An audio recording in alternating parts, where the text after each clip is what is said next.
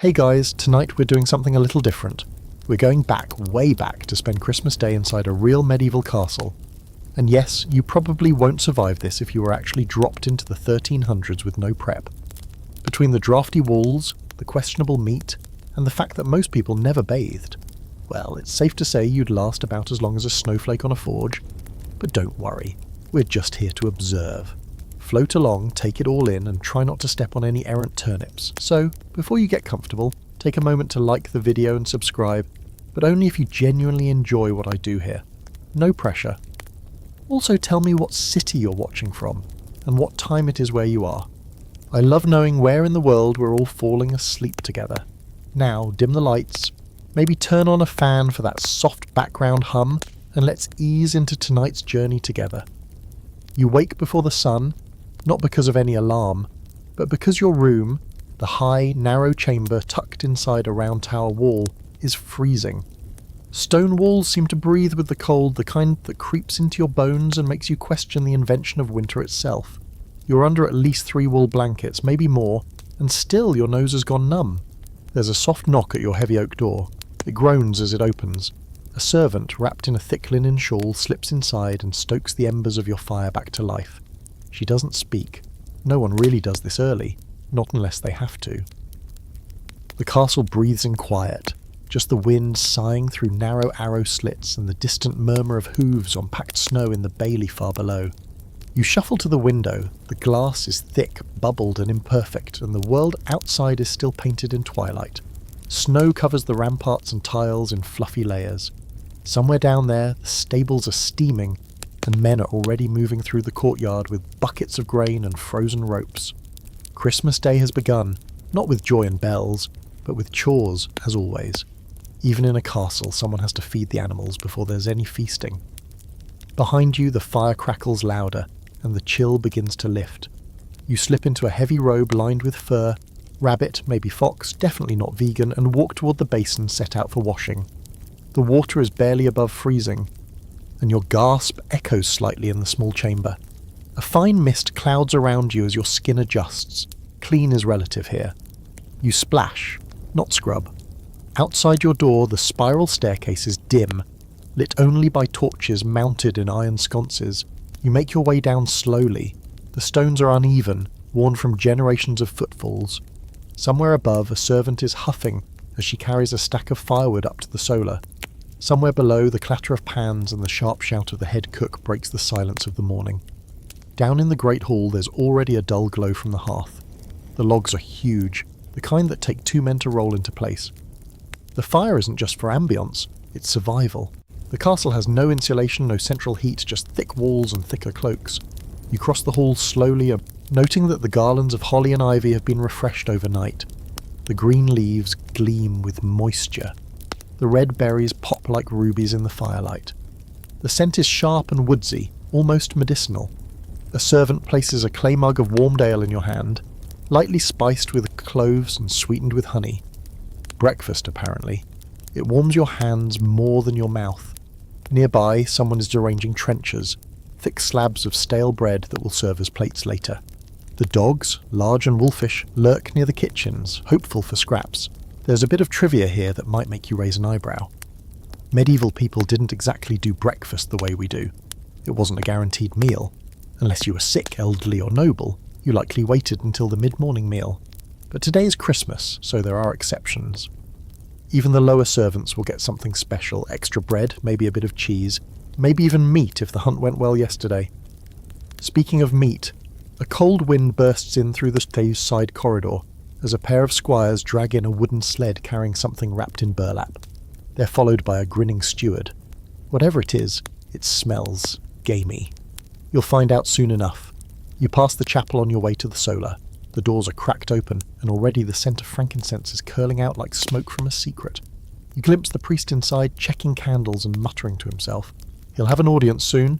Mass is coming, and even if you're half frozen and mildly hungover from last night's Yule ale, you're expected to attend. You climb another set of stairs, much wider, more polished, and step into the solar, the family's private space. The windows here are larger, and the air a little warmer. A cat is curled up on a cushion near the hearth. The lord of the castle is already dressed. wrapped in a long fur-lined tunic, his boots resting near the fire. He nods to you, then returns to carving something from a block of wood with the slow patience of a man who doesn't need to rush. His lady sits nearby, reading from a small book of hours, the pages illustrated in gold and blue. You sit quietly listening to the gentle crackle of the fire and the low murmur of the wind beyond the glass. The sun has finally crept over the hills, turning the snow outside into a blinding sheet of white. You can't help but think, there's magic in this place, but it's a quiet magic, hard-earned, ritualized, hidden in chores and prayer and the little luxuries that winter allows. Some historians argue about just how joyful medieval Christmas really was. Sure, there were feasts, music, games, but it was also a time of deep religious observation, fasting before the feast and reminders of mortality. The joy wasn't loud. It was layered, like the tunics everyone wore, one over the other, warm and scratchy and stitched with meaning. And now, the castle awakens around you. The kitchens rumble to life. The musicians tune their instruments. The scent of roasting meat begins to snake through the halls. And you're about to witness a day that's been centuries in the making. Down in the servants' quarters, tucked beneath the main hall and next to the kitchens, the real heartbeat of the castle pulses to life. You follow the sound of clanging iron and hushed commands as you descend a narrow back staircase, nearly slipping on a silk step before catching yourself on the wall. It smells like ashes and onions down here, oddly comforting. The corridor is so low and tight that you have to duck your head under a wooden beam blackened with age and soot. This is where Christmas doesn't wait for sunrise. It's already well underway. The scullions, young, scrappy, mostly invisible to the nobility, are hauling buckets of water, some steaming, some still sloshing with chunks of floating ice. Their hands are raw and red, sleeves rolled to the elbows. One boy slips, swears under his breath, and gets cuffed by an older cook for the offence.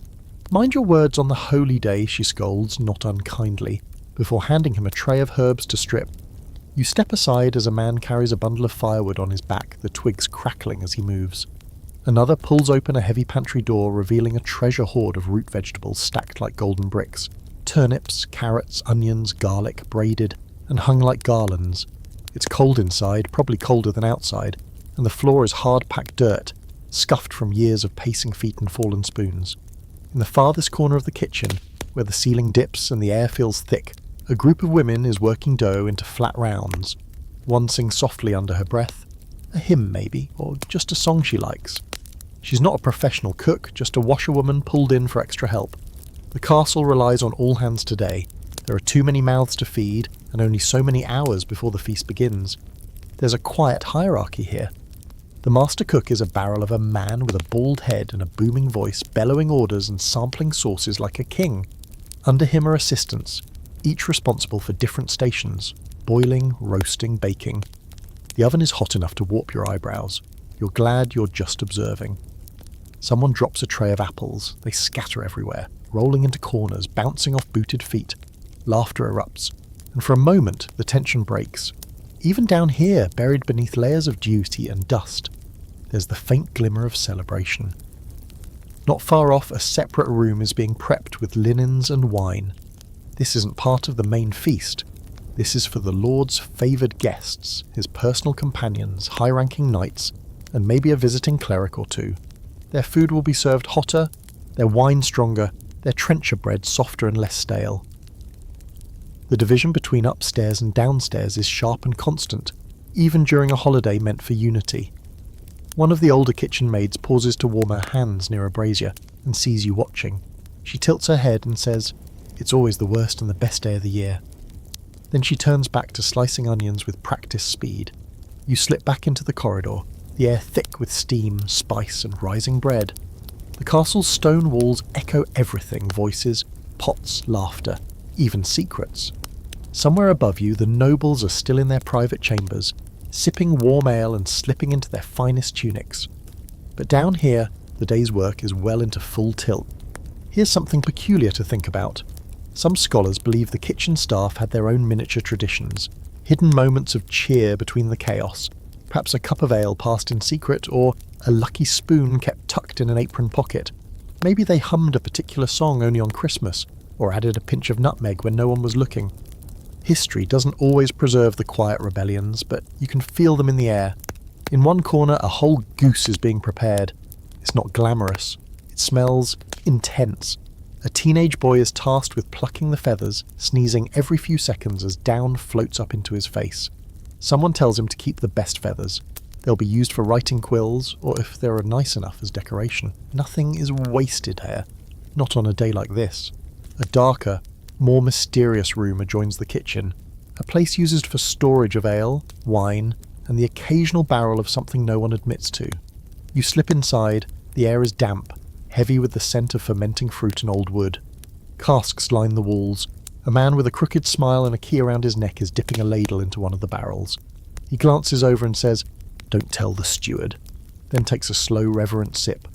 The fringe fact here, sometimes these cellar masters were considered borderline magical, gatekeepers of spirits, both literal and mystical. Some even claim to bless the best barrels for luck.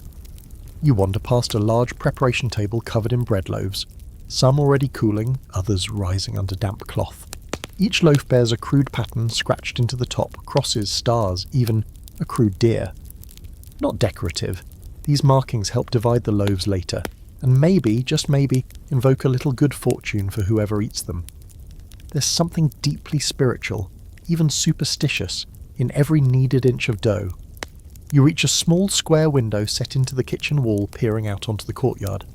Snow still falls, soft and steady. Stable hands are brushing down the horses. 2 children dash past, giggling, holding a stick wrapped in ribbon. You're not sure if it's a game or just invented nonsense, but that's part of the charm. Even among the servants, joy slips in. The debates among historians come bubbling up again here. Was life in the castle kitchen unbearable? Or was it in some ways a community within a community? Some argue that working in the castle's lower ranks gave women more social interaction and even moments of unexpected power, especially when the cook's favour could mean a better cut of meat or a shorter shift. Others say that's romanticizing it. Both things can be true. By now, the kitchen is filled with heat and smoke and the low hum of industry. Someone calls out for a ladle. Another curses the fire for burning too fast.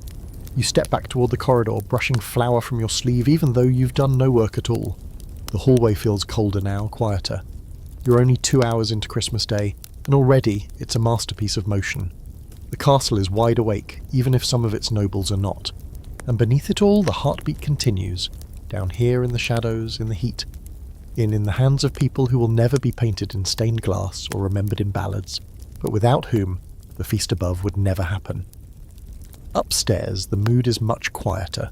You climb from the kitchens by a different stair, one reserved for nobler feet. It's broader, cleaner, and lined with faded tapestries of hunts and saints, their threads a little frayed from centuries of drafts and brush-bys. The stone beneath your boots is cool but dry, well maintained, if not exactly luxurious. No one's running or shouting up here. Up here, time stretches like soft dough, and Christmas morning is a slow unfurling. The chambers of the Lord and Lady of the castle are housed in the keep's warmest corner, angled to catch morning sun, though the grey winter sky isn't exactly cooperative. You're summoned before you even reach the door, by a page, no more than 10, dressed in a slightly oversized tunic and carrying a tray of steaming drinks. He gives you a practiced nod as he wheezes past. Inside, the private solar is brighter than you remember. Fires in both hearths, thick fur carpets underfoot, and windows draped in heavy cloth embroidered with tiny stars. The Lord is seated in a wide-back chair by the fire, nursing a wooden goblet of warm spiced wine. He's already dressed, of course, in a dark green tunic trimmed in gold thread. Around his neck, a heavy chain of office, and beneath his eyes, the soft bruises of a man who stayed up too late drinking mulled ale with his knights. You enter as discreetly as possible, but he sees you, grunts a greeting, and gestures vaguely toward the other side of the hearth where the lady sits. She's dressed in layers, deep burgundy velvet over a chemise so fine it practically floats. Her hair has been arranged in long, braided loops tied with ribbons that match the season, red, green, and silver. Beside her, a girl no older than 15 is gently brushing the fur of a black and white spaniel curled in her lap. The whole scene looks still, like a painting, if paintings back then weren't reserved for saints and wealthy donors. She looks up at you and offers a nod, not too warm, not too cold. The nobility didn't go in for overly familiar gestures, even on Christmas. but there's a sparkle in her eye, the sort that says she's looking forward to something. You take your seat quietly and accept a steaming mug of spiced wine from a servant who appears and disappears so silently that you're not entirely convinced she isn't a ghost. There's a table nearby with breakfast laid out, not a feast exactly, but not scraps either. Slices of dried venison, soft white cheese, fresh pears, a true luxury this time of year, and round little cakes spiced with cinnamon and aniseed. The lord takes a piece of meat, the lady nibbles on a pear, and conversation turns to the events of the day. The steward arrives shortly after, with a scroll of the schedule tucked under one arm and a quill behind his ear. His tunic is only marginally less fine than the lord's, and he carries himself like a man who keeps time flowing. He recites the plan: chapel at the hour of prime, followed by the viewing of the Yule Log lighting in the main hall, then the mummers' play in the courtyard, weather permitting, and finally the great feast in the evening. Gifts will be exchanged quietly after sunset, as is tradition in this house. The lady interrupts with a question about the musicians. She heard a new group has arrived from the south. Catalan, maybe French. The steward confirms. Yes, my lady. They've brought a harp, a flute, and something I can't pronounce. It has strings. She smiles faintly. Let's hope it's in tune. You're invited to take part in the dressing ritual. Though that sounds more intimate than it is, it's mostly watching the lord and lady choose which outer layers to wear for chapel. Appearance is important, especially today. There's a subtle chess game of status happening. Who wears what? Who's seen in whose company? Who walks in first? The lord selects a mantle lined in fox fur. The lady chooses a gold girdle. You nod approvingly as if your opinion matters. It doesn't, but they let you play along. Here's your historical nugget for the moment. While we think of medieval clothing as scratchy and grey, that wasn't always the case. Nobles had access to rich colours, dyed with plants, minerals and even insects. Yes, insects. Cochineal beetles crushed for red, woad for blue and saffron for that buttery gold. Some colours were reserved by law. Sumptuary laws dictated who could wear what and when. Heaven help you if you wore scarlet without a title to match. But there's a fringe fact too, something not often talked about in polite company. Dressing wasn't always about fashion or status. Sometimes it was also about warding off bad luck. Certain colours were thought to attract favour or protect against illness. Some nobles even tucked herbs into their sleeves, both for scent and superstition. You half suspect the lady has lavender sewn into her gown today, judging by the soft floral smell that drifts with her movements. As preparations continue, a small girl, a niece maybe, or visiting noble's daughter, bursts into the room holding a bundle of ivy and mistletoe, proud as a knight with a new blade. The lady accepts it with exaggerated awe and places it on a side table with the reverence of someone handling holy relics. The child curtsies, then skips out humming a tune you don't recognise. Maybe it's something her nursemaid taught her. Maybe she made it up this morning. The hour for chapel draws near and the air in the solar becomes more purposeful. Cloaks are adjusted, gloves retrieved and boots checked for mud. A final round of warm wine is offered, this time with a sprinkle of nutmeg and a curl of orange peel floating on the surface like a tiny boat. You sip it and feel the warmth bloom in your chest. Outside, a servant knocks once, then opens the door to announce that the priest is ready. The lord stands with a practiced motion, offering his arm to the lady. She takes it, graceful and assured, and they exit into the corridor without ceremony. You follow at a respectful distance, the hem of your cloak whispering against the flagstone. There's a kind of hush over the upper halls now. Everyone is either gone or moving toward the chapel. The only sounds are footsteps on stone, the distant creak of banners shifting in the draught, and a single far-off bell marking the hour. The air smells of beeswax and pine and something warm and meaty coming from the kitchens far below.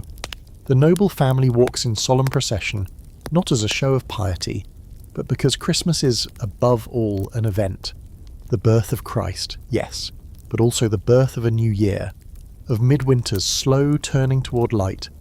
There's reverence in each step, in each rustle of silk, in each clink of a sword hilt against a boot. As the chapel doors appear ahead, flanked by candles and the faint echo of song, you prepare to step inside and into the next ritual of the day. The chapel is colder than you expect. Not just brisk, but the kind of cold that settles into your bones the moment you cross the threshold. The stone walls are thick and rough-hewn. their surfaces flickering with the light of dozens of beeswax candles set into iron sconces. The air smells like wax, old incense, and just a trace of mildew. It's small, intimate, but not plain. This is no grand cathedral, but it's built with care. Painted saints gaze down from cracked frescoes, their eyes solemn, their halos faded to soft ochre. Somewhere a draught weaves in and out of the stone columns, carrying a faint whistle that sounds like someone exhaling. You take your place near the rear, avoiding the front pews reserved for the Lord and Lady. Their seats are slightly raised and draped in rich cloth. The altar gleams with silver plate and gilded woodwork, modest by cathedral standards, but still a clear show of status. A wooden cross stands behind it, carved with strange, almost Celtic knots. You wonder if the artist knew what they meant, or just copied them out of habit. The priest enters through a side door, robed in white linen with a thick wool cope draped over his shoulders. He's older than you expected, with a beard gone mostly white and hands that tremble slightly when he adjusts the missal. He clears his throat, and the room hushes further. Gregorian chant begins, just two young clerks with untrained voices singing in Latin from the side nave. It echoes in the chamber, soft and haunting, like it's coming from somewhere deeper, somewhere beneath the stone. You don't need to know the words to feel them. They wrap around the air, pacing it. You feel your heartbeat slow to match their rhythm. The service is long by the modern standards. Readings, prayers, a Latin homily you only catch a few words of, Pax, Lux, Gloria. But no one fidgets, no one sighs or checks a watch. This is the kind of slowness that's normal in this world, even sacred. The lady dips her head, lips moving in silent prayer. The Lord remains still, hands clasped, though his eyes flicker open now and then, always alert. At one point, a young boy, the same page you saw earlier, steps forward to light two more candles at the base of the altar. He does it carefully, tongue poking out, and when one sputters, he blushes crimson. The priest gives him a small nod anyway. It's Christmas. Mistakes are allowed, even by altar boys. You glance around at the others in attendance. A few minor nobles, likely guests for the feast. Two knights in half-formal dress, their swords piece-tied with red ribbons. One has a patch over his eye, and a look that says he'd rather be in the stables. A pair of ladies sit to your right, both wrapped in elegant cloaks. One clutches a rosary with hands that twitch constantly, as if she's replaying the prayers certainly faster than the priest can say them. Then, without much fanfare, comes the Eucharist. The bread is thin and pale, the wine rich and dark. Not everyone takes part. Some choose to observe, whether out of humility or because they already broke fast earlier. That's the open scholarly debate of the hour, by the way. Did medieval nobles really fast as strictly as the church instructed, especially on holy days? Some argue that Christmas was a break from austerity, while others say the feast was always preceded by solemnity. The truth, as usual, likely sits somewhere in between the pages of a missal and a slice of venison pie. You hear a rustle as the lady stands, her movement echoing through the quiet. She approaches the altar and kneels, receiving the wafer with her eyes closed. Behind her, the Lord follows. Their children trail after, each given a quiet blessing. It's a performance as much as a ritual, an expected show of piety for their watching household. Outside, the bells begin to ring, not just the chapel's small chime, but a larger, deeper one from the castle's main bell tower. It marks the end of Mass, the official welcome of Christmas Day into the world. The congregation begins to rise, stretching subtly, murmuring quiet greetings and Samiels behind hands. The mood lightens instantly, like a spell broken. You exit the chapel with the rest, stepping back into the corridor now filled with golden morning light. The air is warmer here, or maybe the warmth is just from being around other people again. Candles flicker along the wall.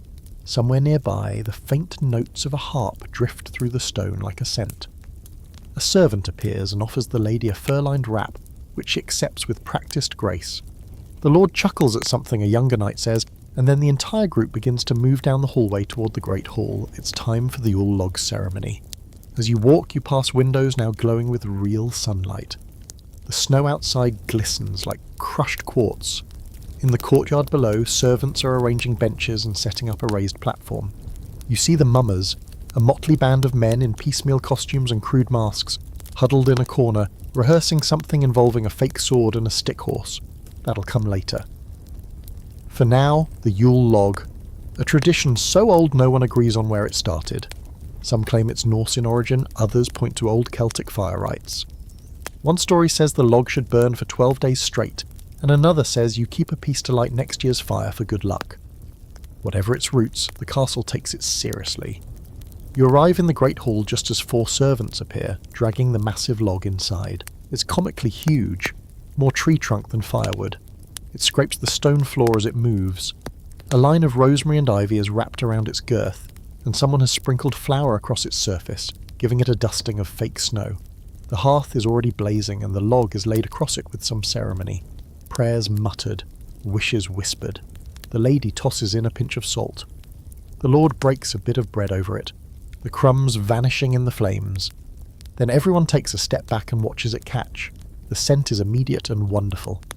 Pine sap and rosemary, smoke and bread. A warm, earthy perfume that drapes the whole room like a cloak. And for a moment, time pauses. Everyone just stands there, watching fire, remembering things they never saw. Old winters, past lives. It's a quiet communion, one not found in church. Then someone sneezes, and the moment breaks. There's laughter, chatter, servants appearing with the trays of dried fruit and honey cakes, and the great hall begins to hum with life again. The log crackles and pops, and a new wave of warmth pushes back the morning chill. The real Christmas has begun. The castle kitchen is a battlefield now. Not the clanging, bloody kind, though a few scullions might disagree, but a full-blown, flour-dusted, goose-greased operation that teeters somewhere between ritual and chaos. You're back down below, Sanna. The air's so thick with steam and spice it's hard to tell whether you're sweating or just absorbing the kitchen's collective exhaustion. Either way, your cloak now smells deeply of smoke and sage. Preparations for the Christmas feast are at full throttle. There's no turning back. The head cook, whose voice has already begun to fray at the edges, is barking orders with the gravitas of a military general and the volume of a cathedral bell. "Where's the second boar? I said leave the fat on the pigeon. Who touched the candied plums?" Every flat surface is covered. Long boards groan under the weight of pies, stews and roast meats in various stages of completion. The smell alone is dizzying. Roasted chestnuts, dripping goose fat, cloves, cinnamon, boiled leeks, and something sharp and vinegary that might be pickled eel. You pass one table where an elderly woman is scoring pastry with a tiny knife, each pie top carefully pricked into a design. Stars, crosses, the occasional mythical beast. These aren't just dinner, they're status symbols in crust. At the central hearth, 2 huge spits rotate slowly over open flame, each turned by a boy sitting at what looks like a giant hamster wheel. He trudges endlessly, boots thudding in rhythm, his eyes glazed but focused. No, this isn't punishment. It's an actual job.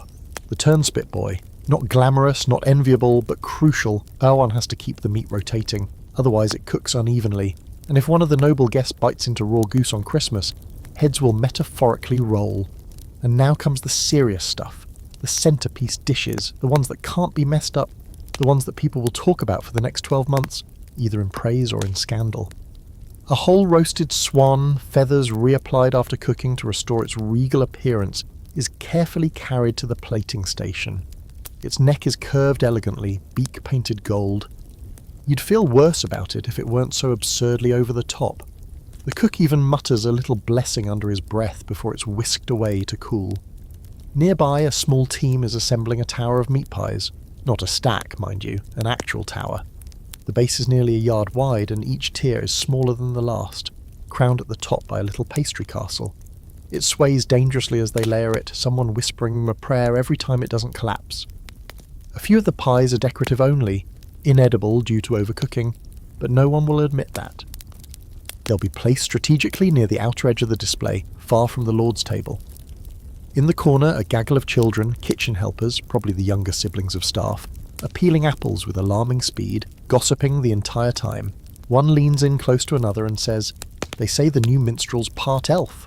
The others gasp appropriately. That's your fringe fact of the day. In many medieval households, Christmas was a breeding ground for tall tales. With long nights and idle hours, stories took on lives of their own. Elves, witches, prophetic dreams, anything was fair game. The line between religion and superstition blurred. especially with the solstice fresh behind them. You inch closer to the bread ovens drawn by the warmth. 2 men are pulling out enormous rounds of crusty rye and barley loaves. Steam erupting as they crack each one open. These aren't for the nobles, they get the finer wheat rolls, but they're hearty and satisfying, and there's an odd beauty in their roughness.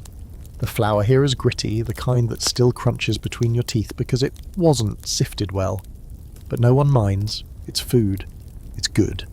And it's Christmas. There's a sudden scream near the back door, not of pain but surprise, and you turn just in time to see a pair of squires dragging in a heavy crate wriggling at the corners. A head pops out.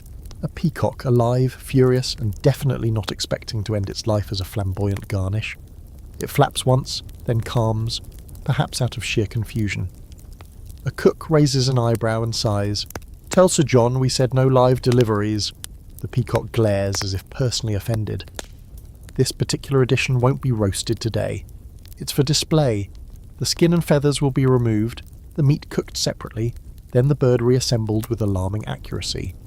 Its tail will be fanned wide, decorated with holly and berries, and it'll sit at the centre of the Lord's table like a guest no one dares speak to. Because that's how you impress your neighbours in the 14th century. You serve a peacock wearing its own feathers like a feathered war trophy. Now, amidst the clatter and stress, there's also music. Faint, but growing. A pipe and tabor, probably from one of the visiting minstrels warming up outside. It cuts through the smoke and grease like a breeze through a musty hall. Some of the kitchen staff pause just for a moment. One girl hums along, the turnspit boy even cracks a small smile. There's a flicker of joy here tucked beneath the workload, and as you lean back against the cool stone wall to observe it all, a thought strikes you. This isn't just food. It's theatre. The dishes, the decorations, the timing, it's all orchestrated like a performance. Each course has a role, each ingredient a line in the script, and behind the curtain the actors move, unnoticed but indispensable. Scholars sometimes argue about the authenticity of medieval feasting. Were these menus exaggerated in records? Were the swans real or symbolic? Some say the accounts were inflated to make patrons look wealthier. Others argue the spectacle was entirely the point. After all, if no one's watching, what's the use of a pie fortress? Regardless of where the truth lies, here in this moment, it's very real.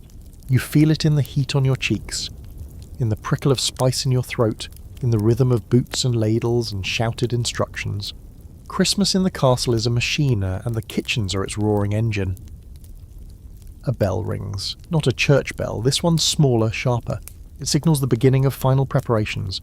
Plating will start soon. Dishes will be carried up in waves, each more elaborate than the last. There's no room for error now.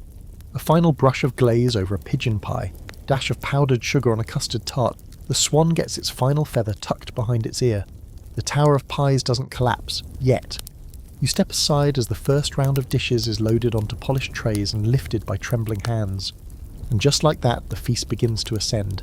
The Great Hall waits. The smell hits you before you even reach the Great Hall. It's a slow, creeping wave of roasted meat, melted fat, cinnamon, clove, and something you can't quite place, possibly quince, possibly fear. You trail behind the servers as they carry up the first round of dishes, each one balanced with terrifying precision, as though one misstep might send a roast pheasant sailing into a tapestry. There's a hush, a kind of reverent sonus among the castle staff as the procession winds through the corridor. This is a moment.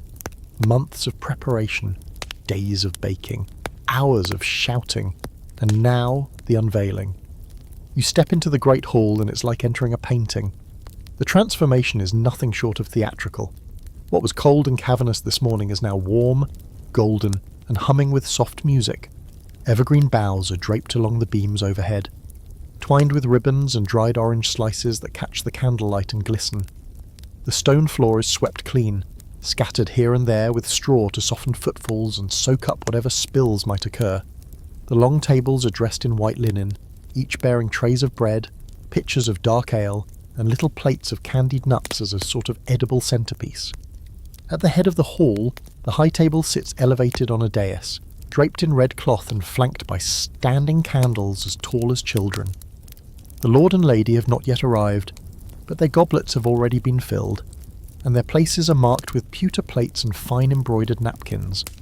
The chairs themselves are carved with intricate designs, hunting scenes if you look closely, and one even has a cushion. That's how you know it's serious. Servants bustle about with trays, jugs, and nervous energy, placing dishes just so, adjusting centerpieces, brushing away stray crumbs that no one could possibly have dropped yet. You find a seat near the middle of the hall, close enough to see the spectacle, far enough that you won't be asked to pass the salt for the Lord's trencher. The room is still filling, the air growing louder with laughter and the soft clink of cups. Then a trumpet sounds, a short, sharp blare from a slightly crooked horn, and the entire hall stands. You rise with them, heart ticking a little faster as the noble family enters. The Lord first, tall and broad in a mantle lined with silver fox fur, looking every bit the man in charge of a few dozen armed men and at least one mildly deranged cook. Beside him, the lady floats, truly floats, her gown a cascade of embroidered silk, her hair braided with tiny bells that tinkle as she moves. Following them are the children, dignified and restless in equal measure, and several honoured guests, including an elderly knight with knees that crack audibly as he bows. They take their places at the high table with the kind of slow, deliberate grace that comes from doing this every year. Once seated, the Lord raises his goblet, and the hall quiets to a hush so absolute you can hear the fire crackle. He clears his throat and speaks, not a grand speech, just a simple wish. May this day bring warmth in the cold, food to the hungry, and peace to the house. A cheer rises, heartfelt and slightly ragged, and the feast begins. The first course is more like a parade than a meal. You watch as dish after dish is brought forward and announced by a steward with a voice like a town crier. "Goose with sage and onions," he calls, as the bird is laid before the high table, skin golden and crackling. "Pike in almond sauce," he follows, gesturing dramatically toward a fish that seems to be leering at you. "Custard tart with rosewater." And now your mouth is officially watering. And then comes the centerpiece, the boar's head. 2 men carry it in on a great wooden platter. The boar's mouth open in what could be a smile or a snarl, its tusks polished and wrapped in gold leaf. An apple is stuffed in its mouth, of course, and its head is surrounded by rosemary, holly, and small, carefully placed sugared plums. It looks both magnificent and slightly unhinged, like a banquet centerpiece dreamt up by someone 3 goblets into the spiced wine. You learn quickly that this is more than a dish. It's a ritual. The boar's head is symbolic. Courage, strength, generosity. And its arrival is often accompanied by a song. Sure enough, a small group of minstrels stands and begins to sing the boar's head carol, their voices wavering but enthusiastic. The hall joins in as best they can, some mouthing the words, others clapping out of rhythm. It's not perfect, but it's joyous. A strange, ancient kind of joy. According to one historical tidbit, the tradition of serving the boar's head on Christmas likely dates back to pagan feasting rituals where the wild boar represented chaos tamed by the tribe. Others believe it was simply the biggest, fanciest meat they could hunt. And what better way to show off than to slap a trophy on the table? Of course, some scholars argue that the carol itself wasn't widely sung until much later. But honestly, no one in this hall cares. The head is here. It smells incredible, and someone has added a tiny crown made of gilded paper. Bless them.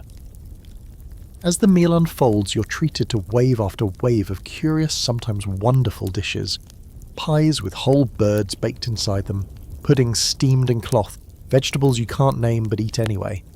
There's a strange purple mash that tastes faintly of turnips and despair, but you chase it with a slice of honey-glazed ham, and all is forgiven. The wine flows freely, the ale even more so, and someone starts telling a joke halfway through the second course that involves a bishop, a barrel, and a goat.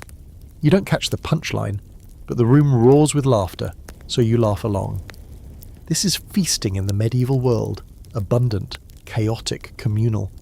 There are no individualized plates, no personal space bubbles. Everyone reaches, passes, tears and shares.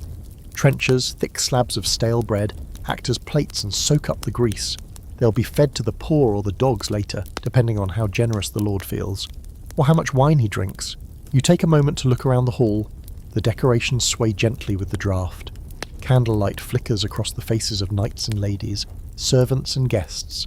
There's music somewhere in the background, and the fire snaps loudly as someone tosses on another log. For now, everything feels warm and safe and full. But here's the curious detail lingering at the edge of the hall. Some of the nobility are barely eating. You notice a young lady politely pushing goose meat around her trencher, a knight nibbling only at bread. It's not that they dislike the food, it's that eating too much, or too enthusiastically, might suggest weakness or poor breeding. In some circles, restraint is the real show of power, hunger wrapped in etiquette. And so, as the final dish, a golden tart filled with spiced pears and topped with cream, is presented to scattered applause, you lean back, belly warm, head fuzzy, and wonder how much longer this can go on. The answer? Hours. Because this isn't just a meal, this is a day, a performance, a declaration, and the curtain has only just risen. The great hall hums with the kind of warm, satisfied energy that only comes after a proper feast. Plates have been scraped clean or shoved aside, goblets refilled, belts loosened, subtly, of course. And the servers now flow in and out like dancers, clearing the chaos one wooden tray at a time. A few trenchers are being gathered for the dogs, others stacked to be distributed to the poor in the village tomorrow. The air is thick with the scent of meat, fat and clove, and someone has definitely knocked over a pitcher of wine because there's a sticky trail of red creeping under a bench. No one cares. This is peak comfort. You can practically feel the collective sigh of the castle as people settle into that post-feast lull, where movement is minimal and eyes start to glaze just slightly. But the day's not over, not even close. There's still chapel again later, of course. But before then comes something a little more divine in its own way. Music. You hear it before you see them. A soft vibration of strings, the tapping of a tabor drum, and the low, eerie drone of a rebeck warming up. At the far end of the hall, a group of musicians has entered. 3 of them, dressed in worn but richly dyed clothing, their boots damp from travel, their cloaks thrown over the backs of chairs. One carries a harp nearly as tall as himself, its carved wood gleaming into the firelight. Another wears a hat with a small silver bell at the tip that jingles just enough to get your attention, but not enough to make you want to strangle him. The last one looks like he hasn't slept in 3 days, but has fingers that move like water over his lute strings. The minstrels were invited, of course, but they didn't exactly come from down the street. These are travelling musicians, seasonal guests from the southern lands, possibly even as far as Aquitaine or Catalonia, depending on who's telling the story. Their music is unfamiliar, but magnetic, a weaving of melodies you can't quite pin down, like they're trying to pull a memory from somewhere deeper than thought. The harpist begins softly, plucking notes that shimmer like frost on stone, while the rebeck joins with a long, whining counterpoint that sounds just enough like a wolf's howl to make your skin rise in goosebumps. People turn toward them, shifting on benches, leaning in. Some of the younger members of the household sit cross-legged on the floor, eyes wide. Music like this is rare, special. There's no Spotify playlist for medieval bangers. If you want to hear a love ballad in a language you halfway understand, this is your chance. They begin a proper song, a ballad slow and mournful. It tells of a knight who falls in love with a maiden who turns out to be a ghost. The refrain is haunting, and when they reach the final verse, the hall is so quiet you can hear the snap of the fire and the gentle drip of melted wax pooling on the table. Someone claps too early. It breaks the spell a little, but not unpleasantly. The lady of the house leans in and requests a merrier tune, and the bell-hatted minstrel obliges, launching into a fast-paced reel that involves more toe-tapping than actual melody.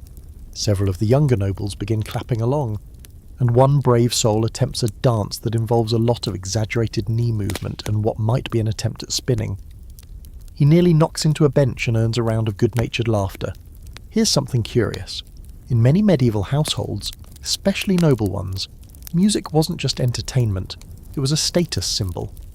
The presence of travelling minstrels meant wealth, prestige, and cultural awareness.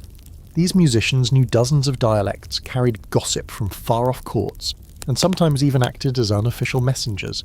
They were part bard, part performance artist, part tabloid. And while they might sleep in the stables tonight, they are treated with respect while they're playing. You glance up toward the high table and catch the lord smiling faintly, his goblet raised but untouched. The lady is whispering something to one of her ladies-in-waiting, who giggles and quickly hides it behind her hand. The firelight catches the gold thread in their sleeves, making them glow like sunbeams in the twilight. The minstrels shift again, this time performing a piece in a language you don't recognise. Occitan, maybe? The lyrics slide like silk, the rhythm complex but oddly soothing. It's about a fox that tricks a king and ends up living in the palace, wearing the king's clothes. The hall eats it up. Even the guards by the door crack a smile. A boy, you're not sure whose son he is, wanders up to the musicians and just stares at them. One of the players raises an eyebrow and hands him a small tambourine. The boy doesn't ask, he just takes it and begins tapping along, completely out of time but full of joy. That's the charm of these moments, spontaneous, unpolished, deeply human. And while everyone is distracted by the music, you find yourself gazing at the decorations again. Holly and ivy line the beams, but now you notice something else, small bundles of herbs and apples tied together and hung above doorways. Not just for show, these are charms, little packets of protection, luck, fertility. No one says that out loud, of course, but the fact that they're there speaks volumes. There's debate among scholars about how much pagan tradition seeped into medieval Christmas celebrations. Some claim everything from the greenery to the songs to the very date of the feast is a co-opted solstice festival. Others insist the church shaped these customs deliberately, turning what was once ritual into reverence. But if you ask the people in this hall, they'd likely just shrug and say it's tradition. It's what you do in December. Why overthink it? The music begins to wind down. A slow tune with a soft, sweet harmony that sounds like snowfall. People are growing sleepy. The youngest children are curled against their mothers, cloaks used as pillows. A knight leans back in his chair, arms crossed, chin to chest, not quite snoring. The harpist strums a final chord, and the rebec follows with a whisper of sound so soft you barely hear it. The silence that follows is perfect. No one claps this time, they just breathe it in. Then the Lord stands, claps his hands twice, and announces a brief recess before the next entertainment, which is a polite way of saying, stretch your legs before the mummers make fools of themselves. The minstrels bow, gather their instruments, and retreat to a corner where someone presses a warm cup into their hands. You watch them laugh quietly together, their role finished for now, their music still echoing faintly in your ears. And just like that, the rhythm of the day shifts again. The feast has passed, the music has flowed, and now the performance of a different kind awaits. Louder, rowdier, and probably involving fake swords. There's a peculiar stillness as everyone waits. Not silent, there's always some low chatter, the occasional cough, the creak of old wood, but the kind of hush that settles when something is about to happen, and no one knows quite what to expect. The servants have cleared most of the remnants of the feast, though a few rogue apple cores and nutshells remain underfoot, not unlike the aftermath of a small, well-fed battle. The hearthfire pops as another log collapses, sending sparks into the hooded chimney. Then, without warning, the side doors burst open and in tumble the mummers. It's difficult to describe them properly, because costume feels like too formal a word for what they're wearing. One is dressed in a robe made of tattered rags stitched together with bright yarn. Another has a wooden mask painted with wide, ridiculous eyes and a moustache that flops comically when he moves. A third has what can only be described as a papier-mâché dragon head strapped to his shoulders, and the tail seems to be dragging a small wheezing dog behind him. Someone in the back has fashioned a crown from bread crusts. They look like they've raided a children's puppet box and lost a fight with a sewing basket, and yet there's something undeniably charming about them. Wild, colourful and buzzing with chaotic energy. The mummers are not from the castle. They're villagers or maybe travelling performers who've worked the circuit of halls and hearths this holiday season. Their arrival is a tradition older than most of the guests here. This is the time when the line between roles begins to blur, when peasants dress like kings and fools become sages, and everyone watches the show with the hopeful eyes of those who want to see the world turned upside down just for a bit. The leader steps forward, bows deeply, nearly loses his balance, and announces in a voice 3 times too loud for the room, "My lords and ladies, behold the great tale of St. George the Dragon, the Turkish Knight, and, Margaret, who has brought pudding." A cheer goes up, half genuine, half entertained confusion. You glance toward the lord and lady, who are both smiling now, the kind of smile that says they've seen this a dozen times and still can't quite predict what will happen next. The play begins. It's a whirlwind of nonsense. St. George appears, valiantly brandishing a wooden sword that wobbles slightly with every swing. The dragon breathes spore, which is actually just a puff of flour tossed into a candle. Margaret scolds the knights for ruining her pudding, which seems to be a central plot point for reasons that are never fully explained. The Turkish knight challenges George to a duel, and they circle each other dramatically before both tripping over the dogtail and landing in a heap. It's part pageant, part pantomime, and entirely delightful.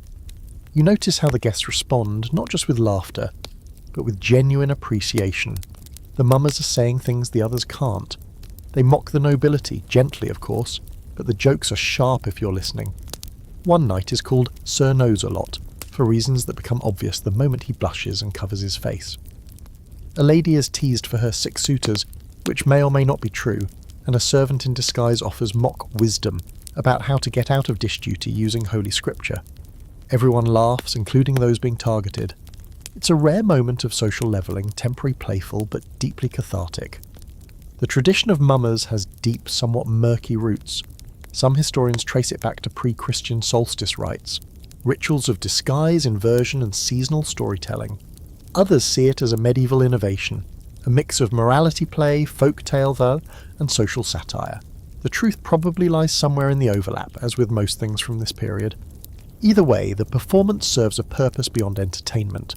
It gives voice to the voiceless, offers a mirror to the powerful, and reminds everyone, just for a while, that order is negotiable. At one point, one of the mummers stumbles toward you and places a ragged crown on your head. "And here is the new Lord of Pudding," he declares. A few people clap, and you find yourself bowing awkwardly, the crown slipping down over your eyes. It's a joke, obviously, but you sense the affection in it. You're part of the scene now. A guest, but also a player in this odd, noisy ritual. The final scene of the play involves a resurrection, because of course it does. The Turkish knight is slain in a slow, exaggerated fall that takes up nearly the entire length of the hall. He lies still for a moment, eyes cracked open to check for reactions, before St. George waves a wooden spoon over him and chants, "By ale and meat and holiday cheer, rise again for another year." The knight jolts upright, throws his arms in the air, and everyone cheers. The play ends with a raucous bow, the mummers lining up, holding hands, and taking their curtain call with all the pomp of a royal performance. Someone throws a crust of bread, which is promptly caught and eaten mid-bow. The lord stands and claps, signalling the official approval of the performance, and a few servants step forward to hand the mummers their payment. A small sack of coins, a cask of ale, and what looks like a large wheel of cheese. As they exit, still laughing and arguing among themselves about who missed which line, the hall returns to its previous rhythm, though it feels different now, lighter, looser, as though the mummers cracked open the evening like an overripe pear and let the sweetness spill out. People begin to rise, stretch, gather, in little clusters. The fire roars louder, as though it too has been stirred. Someone has started passing around honey cakes shaped like stars, and you're handed one before you can refuse. It's sticky, fragrant, and strangely chewy. Possibly left over from last year, possibly not. You don't ask. And as you sit with your second mug of mulled wine, you realise the line between performance and reality has blurred. This entire day, ritual, food, song, story, it's all part of a greater performance. The castle has become a stage, its inhabitants players, and Christmas the script they return to each year, rewritten slightly but always familiar. Outside, the wind howls a little harder against the stone. Snow piles higher on the windowsills, but inside the warmth holds, and with the mummers gone, the stage is cleared for the next act. The last crumbs of the honey cakes are still clinging to fingertips when another ripple moves through the hall. You feel it before anything is said, one of those ambient shifts, a tightening of the room's energy. Heads turn toward the entrance, and someone near the hearth mutters, "They're here." You follow the glance, and sure enough, just inside the main door, bundled in cloaks heavy with road dust and snow, stands a small procession. But unlike the mummers, there's no chaos here. No flapping dragon tails or wild masks. This group carries instruments, yes, but their posture is straight, their arrival formal. They stand as if on cue. This is the castle's resident choir, more accurately, the chapel singers. And they're not here to make you laugh, they are here to pull you into a different kind of stillness. With the feast past and the mummer's foolishness still echoing in your chest, this shift feels strange at first, like being jolted awake in a dream, only to be lulled back down with lullabies made of incense and candlelight. They file in quietly, about 10 of them, wrapped in dark blue robes, the hoods pushed back now that they're indoors. Some are older boys from the village who serve in the chapel, others trained musicians borrowed from the local priory for the occasion. No one introduces them, they don't need it. When they begin to sing, everything else simply stops. The first notes float up like mist. Slow, open intervals that don't quite resolve the way modern ears expect. Plain chant, Gregorian most likely, though the line between liturgy and local flair is always fuzzy.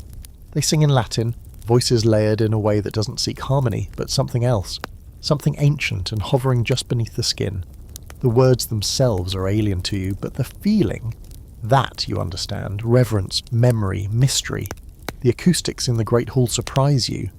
This space, built for defence and ceremony, should be too drafty, too echoey, but somehow the sound wraps around the room instead of vanishing into it.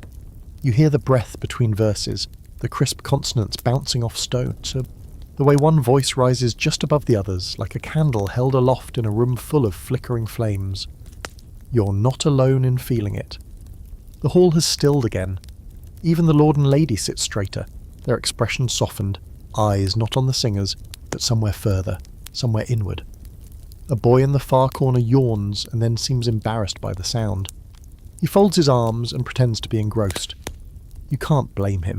It's late, and the warm haze of food and drink still clings to everything. The choir shifts into a carol, still solemn but more tuneful. In Dulci Jubilo, sung in alternating Latin and medieval German, the melody rising and falling like the waves of breath from a sleeping giant.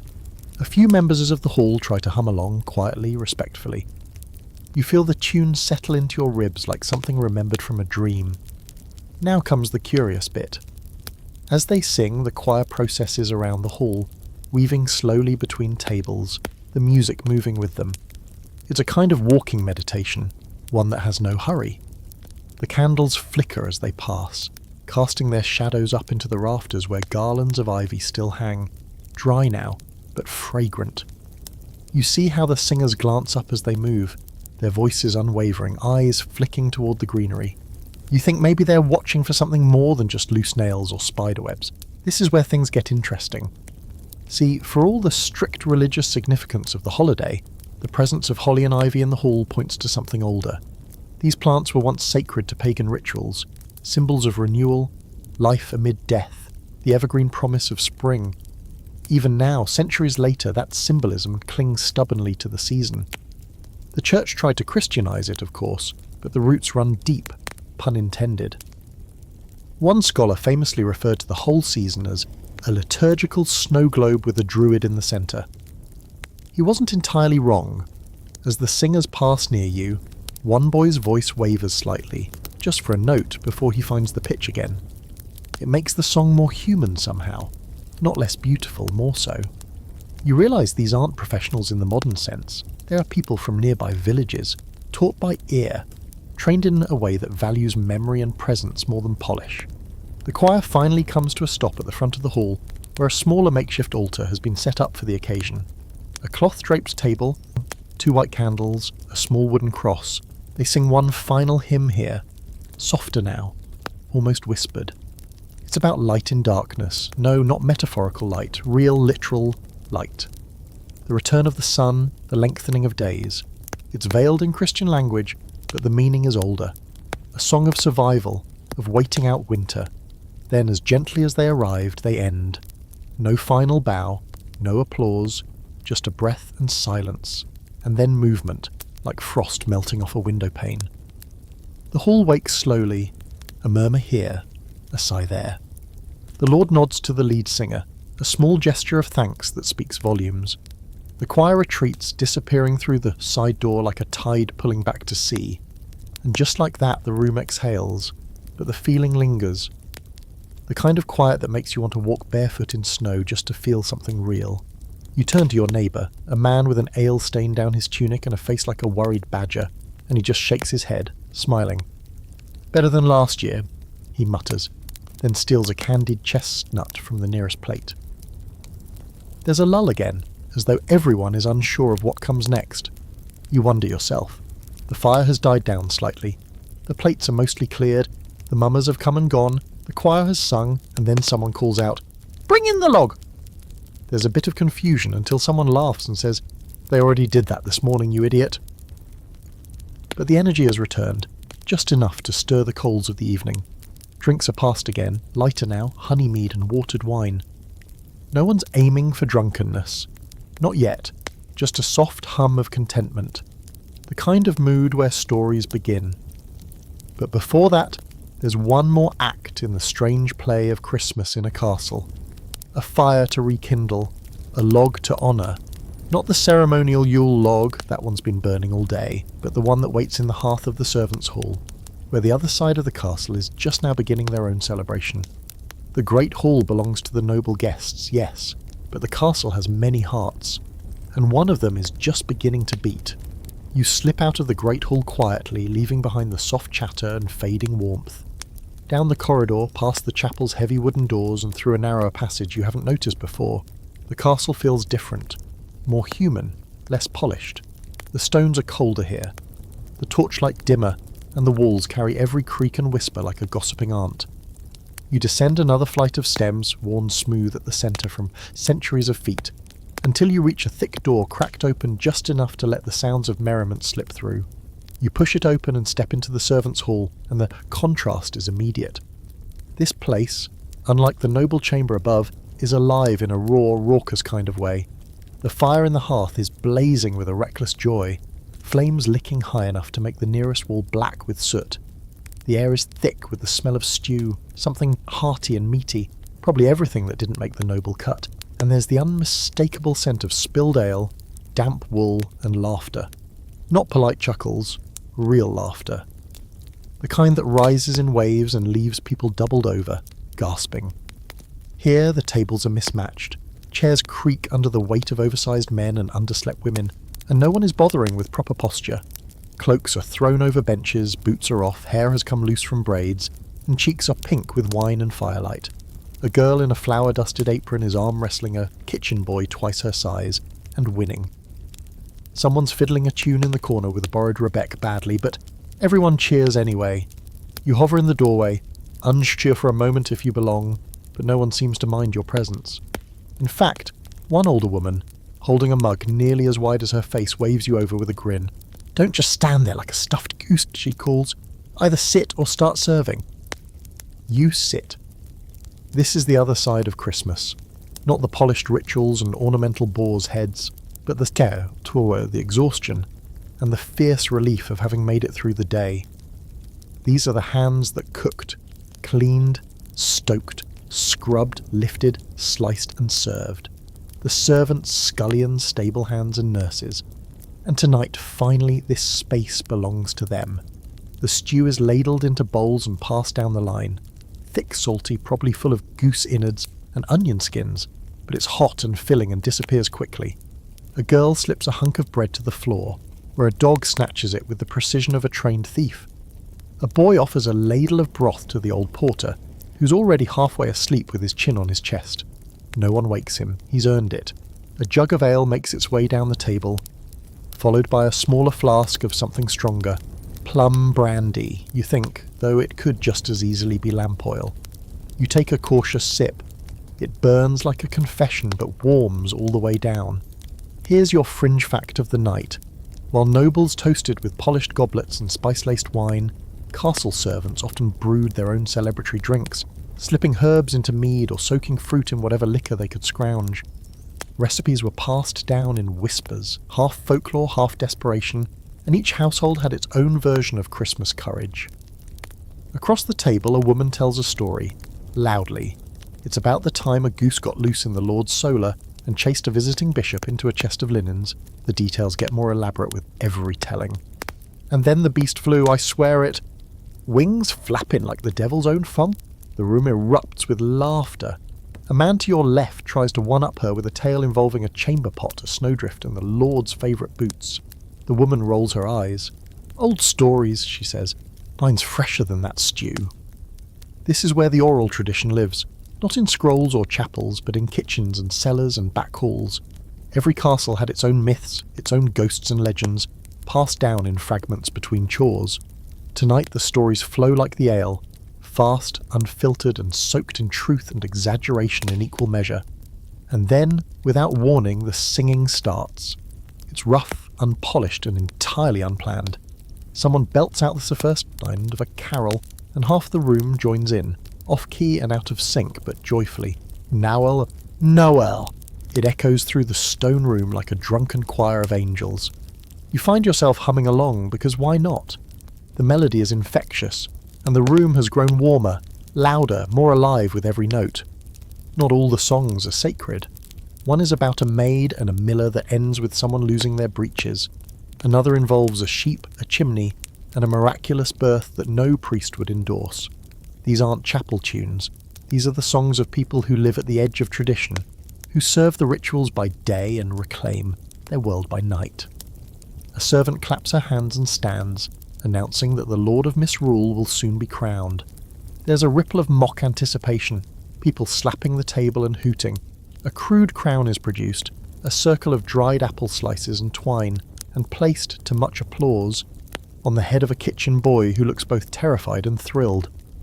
"Beak, my liege," someone calls, and he raises a ladle like a sceptre. "More pudding for all, and no more chamber pots." The laughter that follows could crack stone. The Lord of Misrule is a real tradition, a temporary inversion of roles.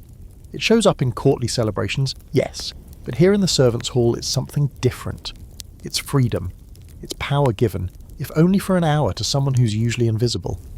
No one remembers the names of scullions in the history books, but tonight one of them rules the room. Scholars often debate how genuine these inversions were.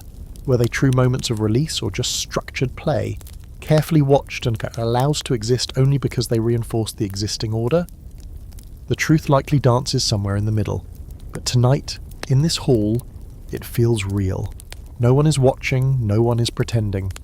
For now, the crown belongs to the kitchen boy, and he's using his power to demand more dancing. And so the room shifts again. Benches are shoved aside, shoes kicked off, and the floor becomes a space for clumsy, joyous movement. The rebec fiddler finds a rhythm. Two girls link arms and spin until they're too dizzy to stand. Someone grabs you by the elbow and pulls you into the chaos. You stumble, laugh, and try not to knock over the stew pot. In this hall there is no formality, no hierarchy, just bodies in motion, music that forgets the melody, and joy that doesn't ask permission. You catch your breath near the hearth, watching the faces glowing in firelight. Most of them will be back to work at sunrise, scrubbing, sweeping, carrying, but for now they belong to the night. You realise as the stew boils low and the crown slips sideways on the kitchen boy's head that this too is part of Christmas. Not the kind written into prayer books or sung in polished Latin, but the kind that lingers in bone and breath. The kind you carry with you long after the fire's gone out. The Great Hall has changed again. It's later now, how much later, you're not sure. Time inside a castle, especially on a holiday like this, doesn't follow the kind of rules you're used to. Hours bleed together like spilled wine on linen. You return from the servants' hall still buzzing from their joy, your ears full of laughter and rough songs, only to step back into a space that feels almost sacred. The candles have been replaced or trimmed, their flames steadier now, casting a golden wash over the room. The banners high above no longer flutter. The air has calmed. The roaring fireplace glows softer, banked embers rather than wild flame, painting the tapestries with a reddish shimmer. A few servants drift about quietly, clearing cups, folding abandoned cloaks, straightening bench cushions with the kind of care that comes not from rules, but from pride. And the hall has been transformed into something else entirely. Not a dining space, not a chapel, not even a performance venue. It feels like a shrine. You realise slowly that this is the moment everyone has been waiting for, the pause in the day when everything balances. When the performance ends, the rituals are done, the plates are scraped clean, and what's left is the simple beauty of a room filled with people who made it through another winter's turn. The Lord and Lady are still here, seated again at the high table, though more relaxed now. His chair is tilted back slightly, his boots unlaced, a half-smile clinging to his lips. She leans on one elbow, a finger to her temple, watching the flickering fire like it's trying to tell her a secret. Their children, those still awake, are huddled beside them, heads resting on arms, cloaks pulled up for warmth. And what a warmth it is! The hall glows like a painting, reds, oranges, flickers of shadow, like the very stones have decided to soften for the night.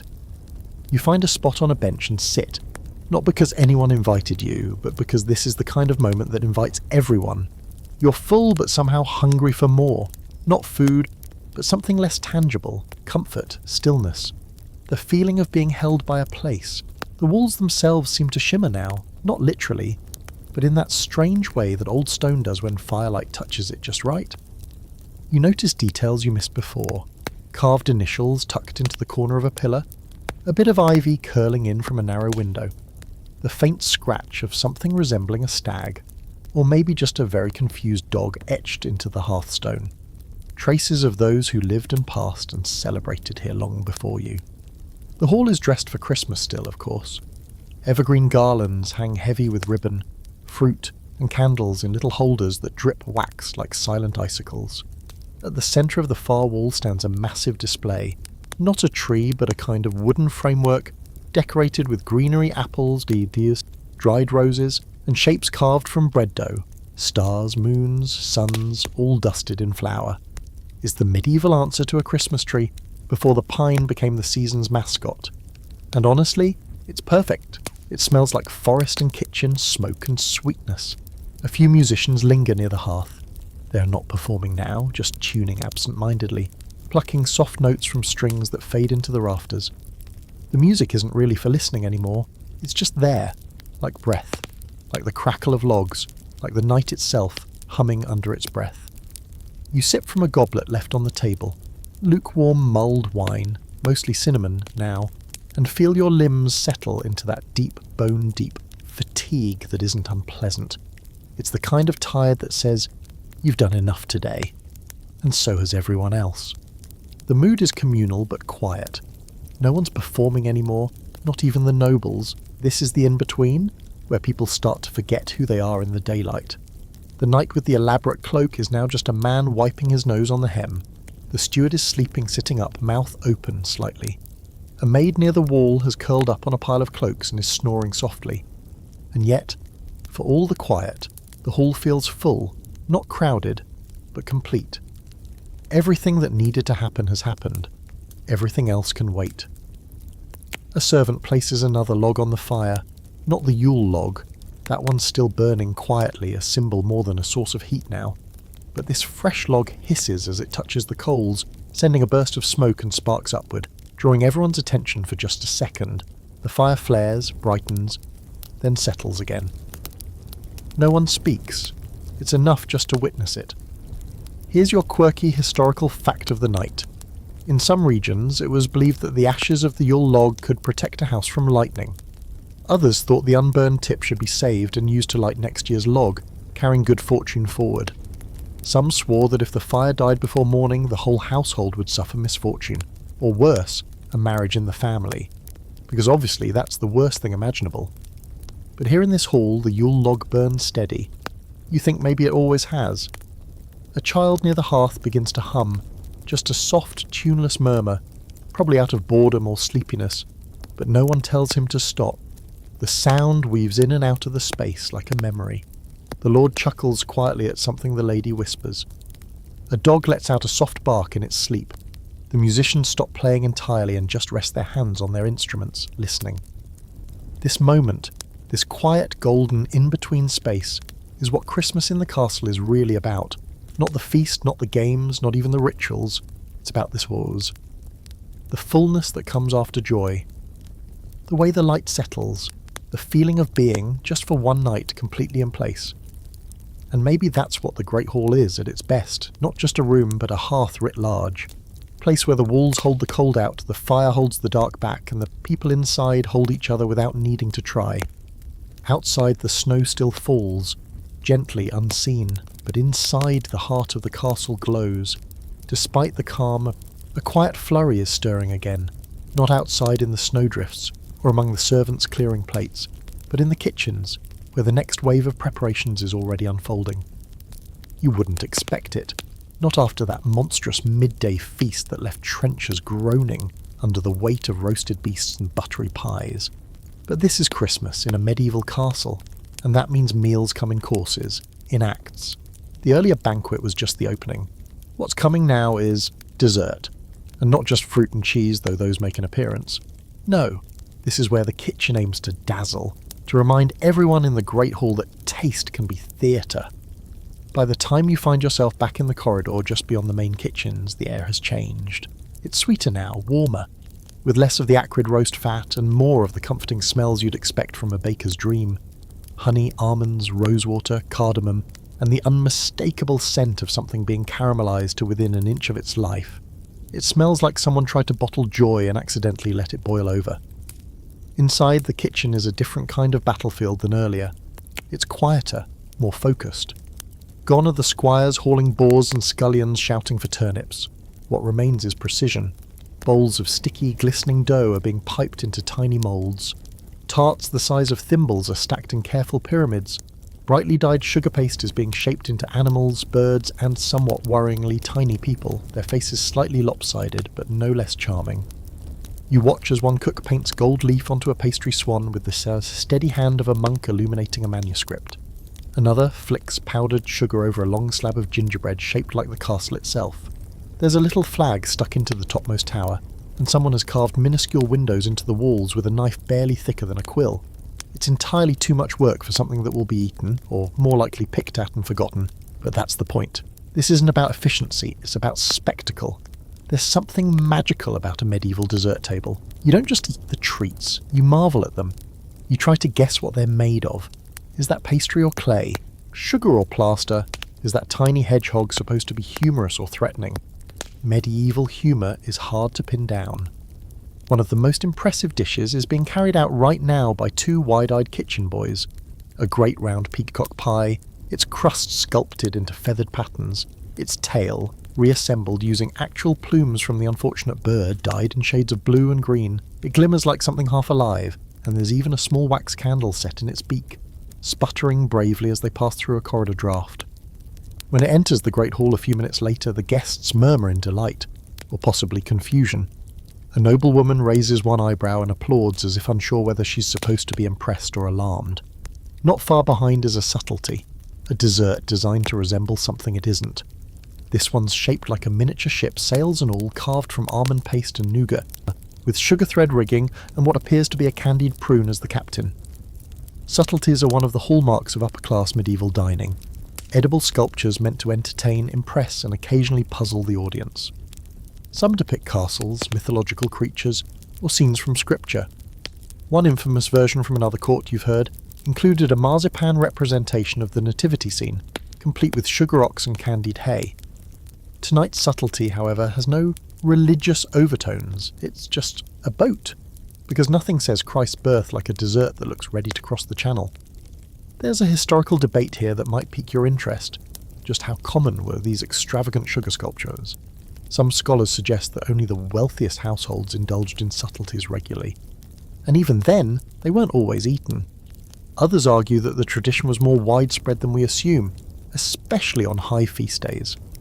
What we do know is that medieval sugarwork was incredibly labour-intensive and expensive. This wasn't granulated sugar from a supermarket shelf. It came in hard cones, had to be crushed, dissolved, boiled, and often flavoured with rare ingredients like musk or ambergris. Yes, that ambergris. As the desserts are placed along the high table, the effect is immediate. Even those half-dozing perk up at the sight. Plates are pushed aside to make room. Goblets are refreshed. A minstrel in the corner picks up a pipe and begins to play a bright, meandering tune as if to match the sugar rush about to begin. You're handed a small tart, warm, oozing with quince and pear, topped with a flaky crust carved into a sunburst. It tastes like spiced butter and orchard dreams, and you have no idea how the pastry is so thin without collapsing under the weight of the filling. Across the table, someone bites into a sugared hazelnut and lets out a faint moan that causes their neighbour to lean over and steal one before it's gone. The children, though still awake, are now the stars of the show. Freed from the stiffness of earlier formality, they move from tray to tray, fingers sticky, cheeks glowing. A small girl lifts a confection shaped like a bird and tries to fly it through the air before biting off its head. A boy hoards candied almonds in his cap like a squirrel preparing for war. A teenager tries to balance a honey cake on the edge of his goblet until it slides in with a plop and earns a sharp word from a nearby steward. In the midst of the sugar-fueled delight, one of the noble guests rises and offers a toast, not a grand speech, just a simple rhyme in Middle English about joy, winter, and full bellies. It doesn't scan well. The rhyme is questionable, but everyone laughs and raises their cups just the same. The lady of the castle, now wrapped in a softer gown of winter blue, begins handing small parcels to her ladies-in-waiting. Gifts, perhaps, or tokens, each one wrapped in cloth tied with twine, delicate but not ostentatious. You spot one woman open hers to reveal a carved wooden comb polished to a soft sheen. Another finds a pouch of dried lavender and cloves. It's not about the value, it's about the thought. Even among the nobility, the exchange of gifts is deeply personal, symbolic. A promise, a remembrance, a gesture of warmth in the coldest time of the year. At your own table, a loaf of sugared bread is being broken and passed. It's nothing fancy, dense, sweet, flavoured with caraway, but it tastes like generosity. You catch the eye of the steward as he moves through the room, now smiling, now relaxed, offering compliments where earlier there had been only orders. He pauses by your bench, leans down and says, "You'd better try the cinnamon stars before the ladies' hounds get to them." And just like that, you're off in pursuit of a tray near the fire. The last of the desserts are dwindling now. Spoons clink against empty dishes, napkins are lifted to lips, fingers are licked, decorum gently frayed by sugar and satisfaction. The music slows again, the fire pops, and the castle once more begins to ease into stillness. Not silence, not yet, but a deep, heavy contentment. The kind that comes only after sweetness, after wine, after stories and song and far too many marzipan hedgehogs. You lean back against the high-back bench and let your eyes close just for a moment. The warmth of the hearth creeps up your spine. Laughter becomes a background hum. The scent of honey still lingers on your tongue. And somewhere nearby, the peacock pie begins to sag slightly under its own majestic weight, as if even it too is ready to rest. You lose track of how long you've been sitting there, wrapped in warmth and the faint hum of fading music. The great hall has shifted once again, like a story turning a quiet page. The laughter has softened, the sugar high has mellowed, and the lingering clatter of dessert plates has quieted to the occasional scrape of a spoon or the clink of a cup. For a moment you think the evening might be winding down, but then the Lord rises, slowly, ceremoniously, and lifts his goblet high above his head. It's the moment you didn't know you were waiting for. The toast. There's no script, no printed program or cue from the steward. This isn't a performance, not exactly. It's something more primal than that, something steeped in tradition and memory, shaped by the household itself. The Lord stands tall at the head of the room, his mantle swept behind him, the light from the fire catching on the trim of his sleeve. When he speaks, his voice isn't loud, but it's the kind of voice people stop for, the kind that settles into the bones of the hall.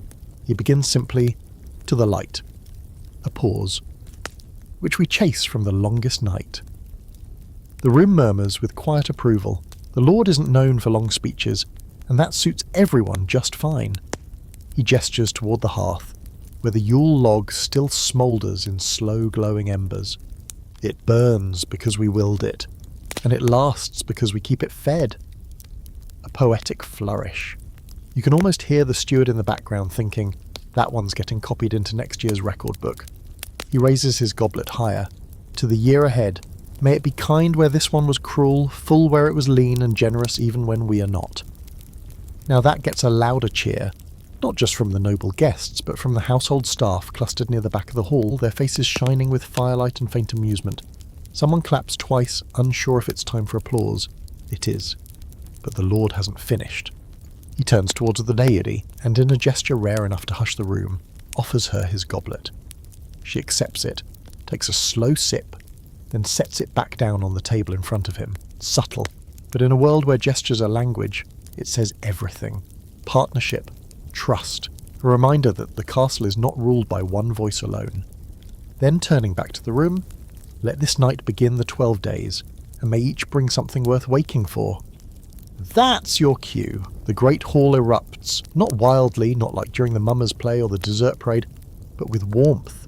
Toasts rise in reply, some solemn, some downright ridiculous. One older knight stands and shouts, "To trousers that still fit!" and is nearly pulled back into his seat by his blushing wife. Another raises a horn of ale and offers, "To next year's swans being less chewy." The room laughs, not because it's funny, but because it's shared. This is the real beginning of the Christmas season. Not the day itself, but the stretch that follows. The 12 days of Christmas, as they'll be called much later, are only just kicking off. And in this hall, tonight's toast marks the opening of that sacred window of time, when the world goes a little soft around the edges, when the hard rhythms of daily labour blur just a bit with celebration. It's not full idleness, no one in a castle ever gets that luxury, but it's a pause, a slowing down, and tonight, this toast is its gateway. The lady now stands, her goblet raised not high but held close near the fire's glow. "To those we miss," she says gently, "and those not yet here." Her voice is quieter than the Lord's, but it carries just as far. The room stills again. That's the line that always lands. Everyone has someone missing. The silence lingers, heavier now, but not unwelcome. A few people bow their heads. One servant discreetly wipes a sleeve across her cheek and then grabs a pitcher to keep busy. A child in the corner asks, "Where did they go?" too loudly, and her mother hushes her, stroking her hair. You feel it settle in your chest. This kind of moment is the strange magic of a medieval Christmas. Joy balanced delicately with sorrow, celebration haunted by memory. Because winter doesn't just bring cold and food shortages, it brings absence. Empty places at the table, names spoken in toasts, not conversations. But then, like the turning of a page, the tone shifts again. A boy, maybe 10, hops up onto a bench and shouts, "To pudding!" And the spell breaks. Laughter rolls through the room like a sudden gust of warm wind. The tension melts, goblets are raised again. This time, people don't wait for ceremony. They just drink. And now the Lord gestures to the steward, who nods and moves toward a long side table near the wall. A long scroll of parchment is unrolled, with a satisfying crack, and all eyes turn toward him as he prepares to announce the household's 12 days. Each day will bring something different. An activity, a ritual, a game. Some will be for the family only, others for the entire castle. Tonight is just the beginning. "Tomorrow," the steward intones, "the Lord of Misrule shall reign." A cheer goes up, this time louder than any before. You see a few of the younger household members exchange gleeful, slightly nervous glances. Being named Lord of Misrule means relinquishing structure for a day. Silly laws, reversed roles, light-hearted anarchy. The castle will be upside down, if only briefly. The steward reads on. "On the second day, the Feast of Fools, prepare your masks. The third, the Game of Stars and Stones. On the fourth." You lose track of the list, not because it's boring, but because your mind starts to drift. Each day promises more celebration, more shared experience. Not all will be lavish.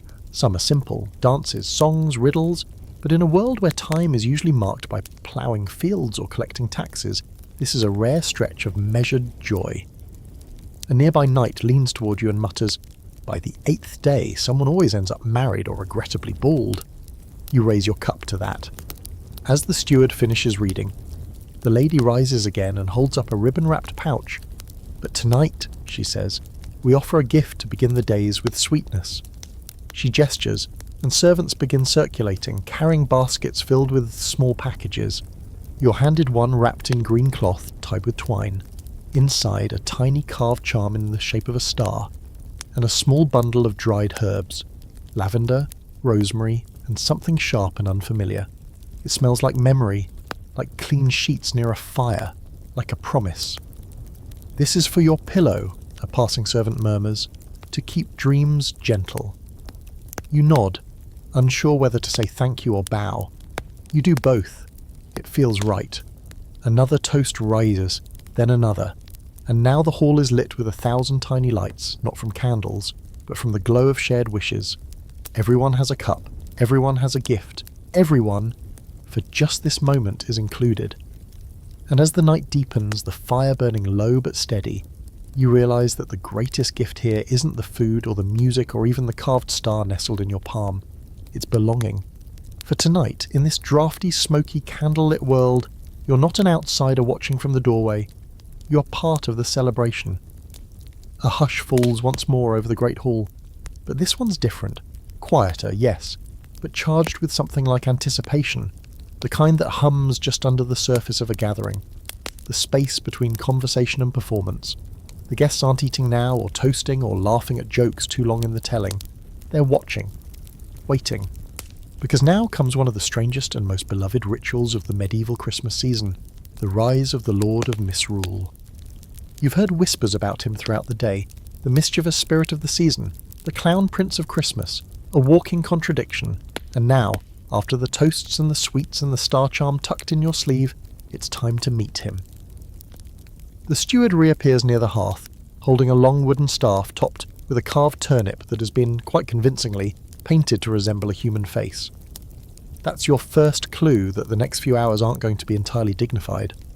Beside him stands a small figure in a ridiculous outfit, a tunic of mismatched fabrics, each panel a different colour, with sleeves that trail down past the knees and bells stitched onto the cuffs. On his head, a paper crown sits slightly askew as though even it's not sure it wants to be part of this plan. The Lord of Misrule. He's a servant. That's the point. Maybe the stable boy, or the pot boy from the kitchens. You recognise him vaguely. He was peeling turnips earlier, 1 foot perched on a bucket, humming a tune that had no business being so cheerful. Now he stands straight, eyes wide with disbelief, holding the staff like it might bite him. The steward announces his name, Tom of the Yard, which may or may not be his actual name, and declares that for the next 24 hours he shall rule the castle, and the hall erupts, not just with laughter or cheers, though those are present in abundance, but with something wilder.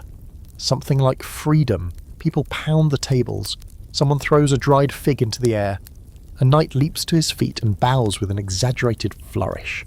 Even the lady smiles, eyes twinkling with the dangerous kind of amusement only the nobility can wear. Tom stands there for a second too long, blinking like a deer caught in the firelight, until one of the older servants nudges him and whispers something in his ear. He nods, clears his throat, and then, with all the gravity of a king making a decree, says, "Let the knights wear ribbons on their swords, or fight pudding instead." The room explodes again. This is the heart of the Lord of Misrule tradition, inversion. The world turned upside down, if only for a night. The high become low, the low become rulers, and the rules themselves become suggestions at best. It's playful, yes, but with just enough edge to it to feel like a kind of rebellion, a safe rebellion, one everyone is in on. Tom continues, now growing into the role. Let no one walk. All shall hop from table to hearth. Groans and giggles follow, but a few guests oblige, bounding across the flagstones like frogs in fur-lined boots. Let the lady choose tonight's song, he adds, pointing toward her with all the solemnity of a papal envoy. She leans in close to one of her ladies-in-waiting, pretends to consult, and then declares, "I demand the ballad of the drunken friar and the swan who loved him." To which the court musicians, who have absolutely never heard of this song before, begin improvising wildly. The resulting melody is chaotic and tuneless, and the lyrics rhyme cloister with moisture, but the room is delighted. What makes the Lord of Misrule so captivating isn't just the absurdity of the role, it's what it represents. For one night, structure loosens, rank is suspended. The castle breathes in a different rhythm. Even the lord of the castle himself seems genuinely amused, clapping along with a wooden spoon he must have lifted from the dessert table. He catches your eye for a moment, shrugs, and mouths, "He's better than last year's." Here's the curious thing about this tradition. Its origins are a scholarly tug-of-war. Some argue it's a relic of Roman Saturnalia, the midwinter festival where social roles reversed and slaves were served by their masters. Others claim it developed independently in Christian Europe as a pressure valve for the tight rigidity of medieval social order. And of course there's the theory that no one really invented it. It just happened, because sometimes people need to break the rules before they choke on them. Back in the hall, Tom is now sitting on the Lord's chair. Well, perching as if he expects to be struck by lightning. He holds court with exaggerated dignity, demanding new laws for the castle. All boots must be worn on the wrong feet after midnight. Anyone who yawns must sing a verse of "O come all ye drunkards," and no one is allowed to look directly at the stewpot unless wearing a hat. Enforcement is creative. A girl in a maid's apron is crowned Mistress of the Stew and given a colander as a crown. A burly man who yawns too loudly is forced to stand and deliver a song. He chooses a bawdy lullaby that gets bleeped by the room's collective coughing. Someone offers to juggle apples. Someone else insists that all knights recite a poem while standing on one leg. One actually does it, then falls into the rushes with a laugh that would do a tavern proud. And amid all of this absurdity, you realise something important. The Lord of Misrule isn't mocking authority, he's reminding everyone that it's temporary. That rank and rule, titles and tapestries, goblets and gold, all of it rests on agreements. Agreements made and upheld by people. And people, when allowed to laugh together, can breathe more easily under the weight of their daily burdens. You think of the cook who stirred pots all morning and now leans against a pillar, sipping wine, grinning like a child. The stable boy who handed the Lord his stirrup last week, now demanding that he do the frog dance before dessert. And the lady herself, who sways along to a tune that has absolutely no dignity in it, her head tilted like she's trying to memorize the moment. The crown on Tom's head is already slipping. The paper is softening in the warmth of the hall. By morning, he'll be back in his tunic scrubbing something unglamorous, but right now, he's royalty. The fire burns low again. The embers pulse red. The Lord of Misrule demands a final decree before his rule continues into the night. Let all who hear my voice tonight dream of cheese and unicorns and wake with crumbs in their beds. It's absurd. It's perfect. And as the room bursts into laughter again, and a few people genuinely begin discussing what unicorn cheese would taste like, you glance at the throne where Tom sits, staff in hand, bells jingling faintly with every shrug of his shoulders. This is his hour, and the castle, for all its rules and rituals, gives it to him freely, because sometimes, in the deepest part of winter, what people need most isn't order. It's permission to be ridiculous. You'd think, after all that, the feast, the mummers, the pageantry, the pudding-soaked decrees of a crowned kitchen boy, that the castle would finally begin to settle into sleep. But no, the evening isn't winding down, it's shifting gears. The laughter doesn't die, it simply mellows, curling into quieter corners, finding softer rhythms. And with the Lord of Misrule's chaotic proclamations echoing through the stone hallways, the scene changes once again. Now come the games. Not for children, mind you. Not wooden hoops or hide-and-seek. These are the pastimes of adults who've had a few cups of wine, enough roasted goose to last them a week, and just enough energy left to engage in one last round of mischief before surrendering to sleep. And you're about to be roped into them, whether you're ready or not. It begins subtly, as these things often do.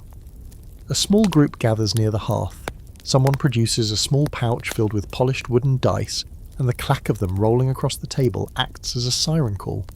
Within minutes, a dozen people have joined in, noble guests, servants with their aprons hastily removed, and a monk who claims he's only watching but is clearly keeping score in his head. The rules are loose and inconsistent. The stakes are even looser. Some are gambling for nuts and dried fruits, others for favours, and at least one pair seems to be playing for buttons. Dice are just the beginning. Across the room, a circle has formed around two ladies playing Rhythmomachia, a game of numbers and strategy that's equal parts chess and headache. They argue over the rules in Latin, and it quickly becomes clear that neither entirely remembers how to play, but no one minds. The debate is half the fun. One knight pretends to offer commentary in the style of a tournament herald, dramatically announcing each move as if it will change the course of history. At a long trestle table, a group of musicians has gathered, not to perform, but to challenge one another to riddles. The stakes are simple. Answer correctly, or take a sip of something that smells suspiciously like medicine and tastes even worse. You drift closer and hear one of them pose the question, "I go in dry and come out wet. I am lost in your mouth but not in your head." The room falls silent for a beat, and then someone blurts, "An oat cake!" to groans and laughter. The correct answer, apparently, was bread. Medieval people, contrary to popular myth, loved wordplay.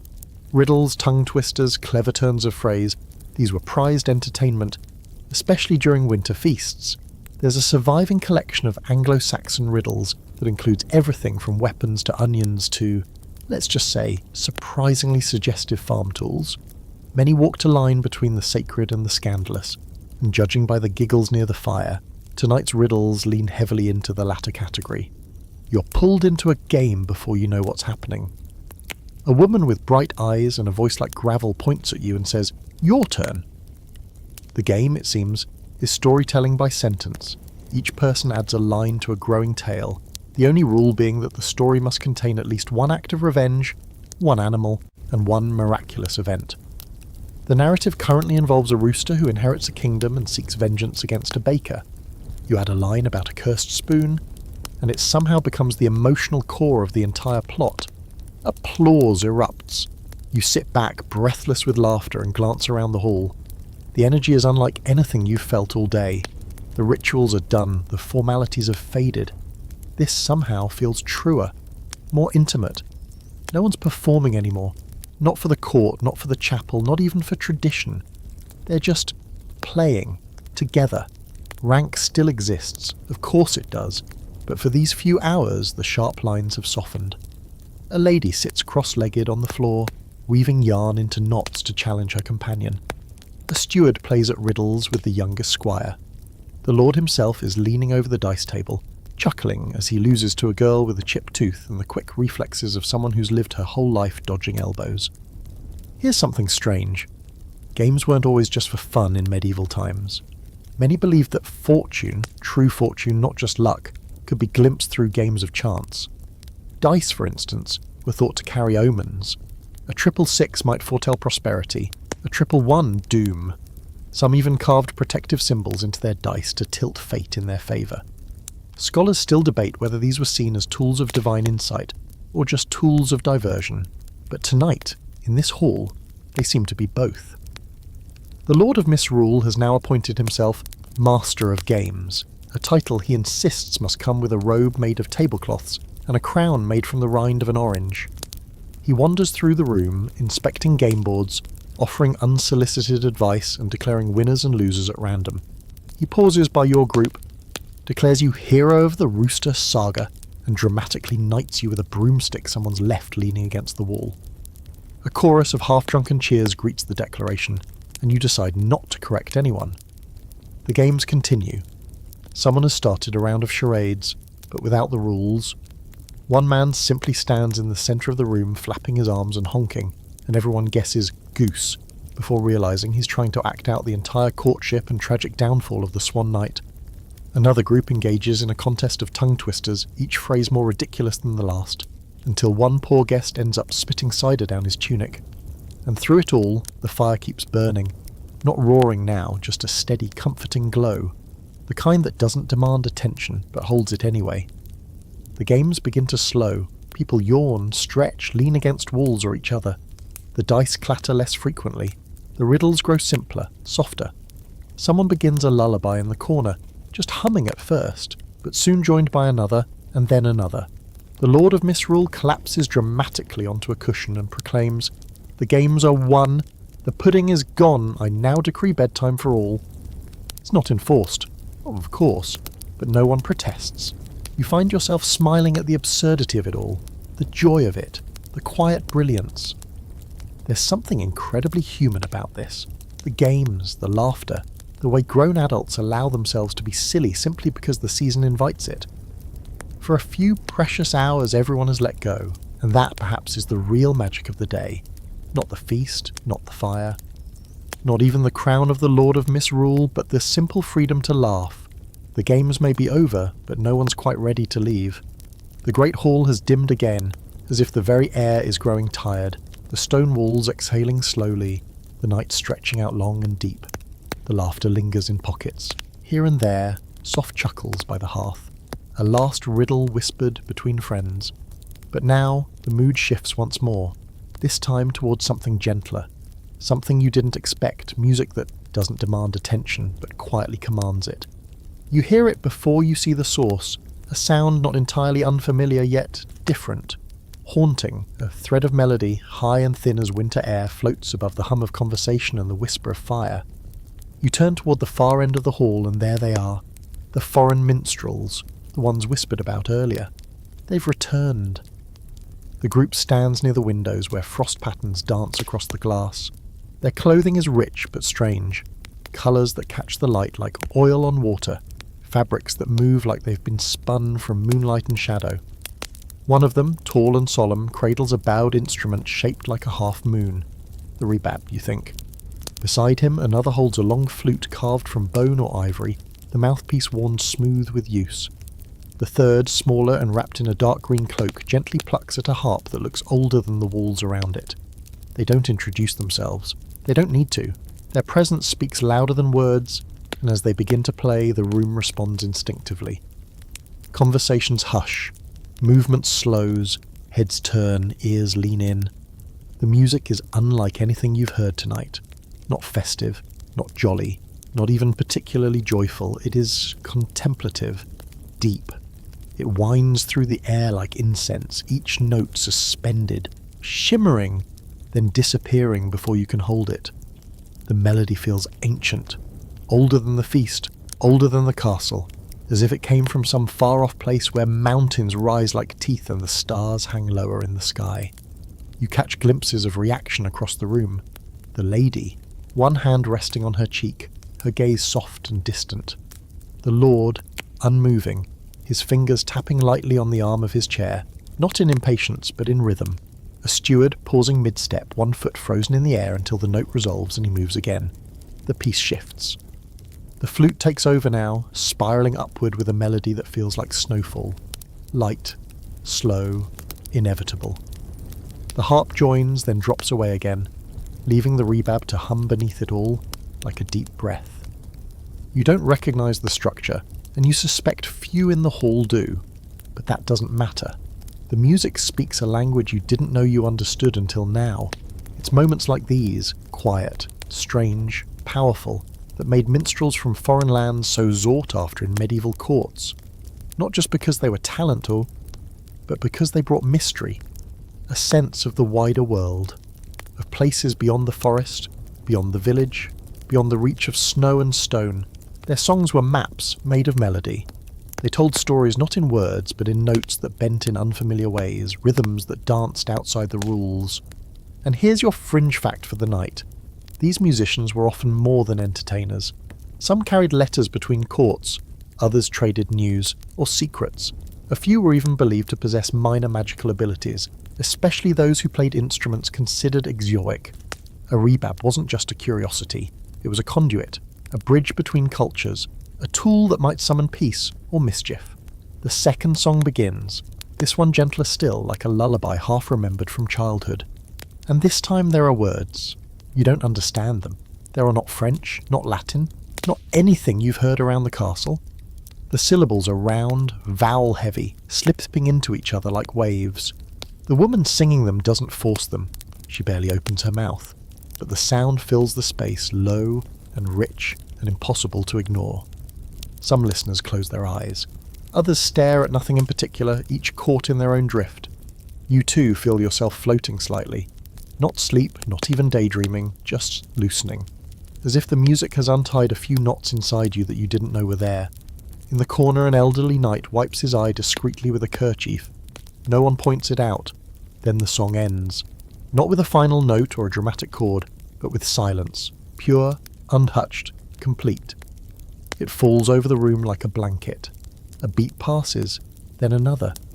Then slowly, reverently, someone begins to clap. Not the usual raucous pounding, but a steady, grateful rhythm. Others join. The musicians bow deeply, not just out of respect, but out of shared understanding. They know what they've given. Afterward, no one rushes to speak. It's the kind of pause that's earned. A steward brings them wine. Not the watered-down kind served to staff, but the real thing. Dark, spiced, still warm. A quiet thank you from the household. One of the musicians raises his cup in a simple salute before sipping, the steam curling around his face like mist. The moment lingers. A few people begin to speak again softly. A laugh here, a whispered story there. Someone hums the shape of the melody, trying to pin it down before it fades entirely. You know they won't succeed. Some music isn't meant to be remembered exactly, it's meant to haunt. You catch the eye of one of the musicians, the harpist, perhaps younger than you thought, with dark eyes and a face like it's been carved out of night air. He gives you a slight nod. Not recognition necessarily, just acknowledgement. As if to say, you heard it too. And now the room begins to stretch, to sigh, to settle. A woman wraps a shawl tighter around her shoulders. A young man stirs a drowsing child and lifts her gently from the bench. The fire burns lower. The games are long over. The laughter has ebbed. Still, the music lingers in your chest, woven into your pulse like thread. Somewhere down the corridor a door creaks. Cold air slips in like a whisper. But in the great hall, wrapped in firelight and song and the last sweetness of the feast, the world holds still a moment longer. Because tonight, the castle has been more than a home, it's been a vessel, for stories, for joy, for sorrow, for songs that came from far beyond the walls and settled, just briefly, in the ears and hearts of those lucky enough to listen. And in this quiet, echoing space, you feel it still. The fires burn down to embers now, thick, glowing coals that pulse faintly with the last energy of the day, like a sleeping beast breathing in its den. You're still in the great hall, but it doesn't feel like a public space anymore. Most of the guests have drifted off, some to bed, some to the corners of the castle where whispering still happens, cloaked in shadows and secrets. The light is softer now, like the room itself has exhaled, and only those who need to remain awake are still here. You're one of them, not out of duty, but out of curiosity. Something's happening, something quieter. A few figures linger, not in groups now, but in twos and threes, small constellations of conversation. Near the high table, the lady sits with one of her ladies-in-waiting, their voices low, hands busy with the folding of cloth. Perhaps it's idle fidgeting. Perhaps it's preparation for tomorrow's mass. Down by the fire, the steward is writing something on a small wax tablet, the stylus scratching like a whisper. Even the lord, now mostly disrobed of his earlier grandeur, lounges nearby in a simpler tunic, a fur over his shoulders, his feet bare against the warm stone. You stretch, back popping, legs stiff from hours at the bench, and begin to wander. No one stops you. No one even seems surprised. You pass the hearth, trail a hand along the carved edge of the mantel, and find yourself drawn toward the edges of the hall. Those little spaces between tapestries, alcoves half hidden behind curtains, benches tucked into quiet stone corners. That's where the final stories of the night are unfolding. And the first one, a gift-giving of the most curious sort. In a small alcove near the hall's eastern archway, two young people, one a noble's daughter, the other unmistakably a page, are huddled together, giggling over something small and sparkling cupped between their hands. You pause subtly, pretending to examine a nearby tapestry. From what you can gather, it's a pendant, clearly not new, made of coloured glass wrapped in filigreed bronze. Not the kind of thing a noble family would present with fanfare, but beautiful in a soft, secret way. She gives it to him, not with a flourish, but with a shrug, like it's nothing, though her hand shakes slightly. He tucks it into his belt pouch, presses a kiss to her wrist, and bolts into the corridor as if chased by the entire choir. You glance over and the girl is already smoothing her sleeves, face calm, expression blank. Except for the smile she forgets to hide. Welcome to the world of quiet gifts. Not the official ones, the embroidered gloves exchanged earlier, the pouches of coins, the carved combs and preserved fruits, but the personal ones. These are the gifts that don't appear in inventories or tax records. No monks will illuminate them in the margins of chronicles. These are the ones that matter most. You walk the edges of the hall and find more. A kitchen maid pressing a small dried sprig of rosemary into a stable boy's palm before he leaves for his post. A boy, perhaps 8 years old, slipping a painted stone into his mother's apron pocket while she's turned. Two old friends, knights you think, exchanging identical leather tokens carved with a crest that doesn't match either of their families. You get the sense it's a joke from long ago. Or a promise, or both. There's one particularly strange exchange that happens in an alcove near the musicians' chairs. A man, grey-haired, clearly not a servant, but not nobility either, offers a tiny handmade puzzle box to a woman with long, ink-stained fingers. She accepts it with the kind of care you'd reserve for a relic. You hear her say, "Again?" And he responds, "One day you'll solve it." She laughs softly. "And if I do?" He doesn't answer. Not all the gifts are so sweet. In the shadows near the rear doors, you watch as a finely dressed man slips a note, folded into the shape of a bird, into the glove of a woman who never looks up. Her expression doesn't change, but she adjusts the glove carefully when she stands to leave, making sure the bird doesn't fall out. Their eyes never meet. You think it's love, or hate, or something with too many pages to name. Here's a historical detail most people miss. Medieval gift-giving wasn't always public. Yes, there were grand exchanges at court, lavish displays of status and wealth, but private giving was just as important, especially during Christmastide. These smaller gifts were symbols of affection, loyalty, mischief, or shared history. And because they didn't appear on official lists, they were sometimes more honest. A ribbon meant more than a gemstone when it came from the right hands. You wonder how many of these gifts will be kept, how many will vanish into the folds of gowns, drop behind beds, forgotten in old trunks, how many will be remembered only when found years later during some cleaning day in Lent, when a charm falls out of a forgotten pocket and stirs up a memory like dust. You step back toward the fire now, the edges of the hall returning to their sleepy quiet. The Lord has disappeared, as has most of the remaining household. Only a few figures remain near the hearth, soaking in the last waves of warmth before the long walk back to their chambers. Someone hands you something without speaking. It's a folded square of rough linen tied with a blue ribbon. You look up to thank them, but they've already walked away.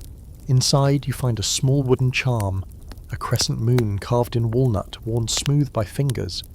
No note, no message, just the charm and the ribbon. You don't know what it means, but you feel, strangely, that it's meant for you. You sit down by the hearth, the charm still in your hand, and let the warmth seep back into your legs. There's something almost sacred about this late hour. The quiet honesty that follows a day of ritual. People are softer now, looser, realer. The masks of feast and ceremony have fallen away, and what's left is something simpler. Connection. The castle, for all its rules and schedules, still makes space for these moments, these private little rituals tucked between the grand ones. The moments no one writes down, and maybe in 100 years no one will remember tonight's feast, or the pie shaped like a peacock, or the minstrel who played that haunting tune. But maybe someone, somewhere, will still carry a crescent moon on a ribbon, and maybe that will be enough. By now the castle has taken on that peculiar, echoing hush that only arrives when most of its inhabitants have fallen into sleep, or at least the kind of sleep that comes after too much wine and too many hours sitting on hard benches. You stand slowly, joints stiff, mind still lingering on that small moon charm in your pocket.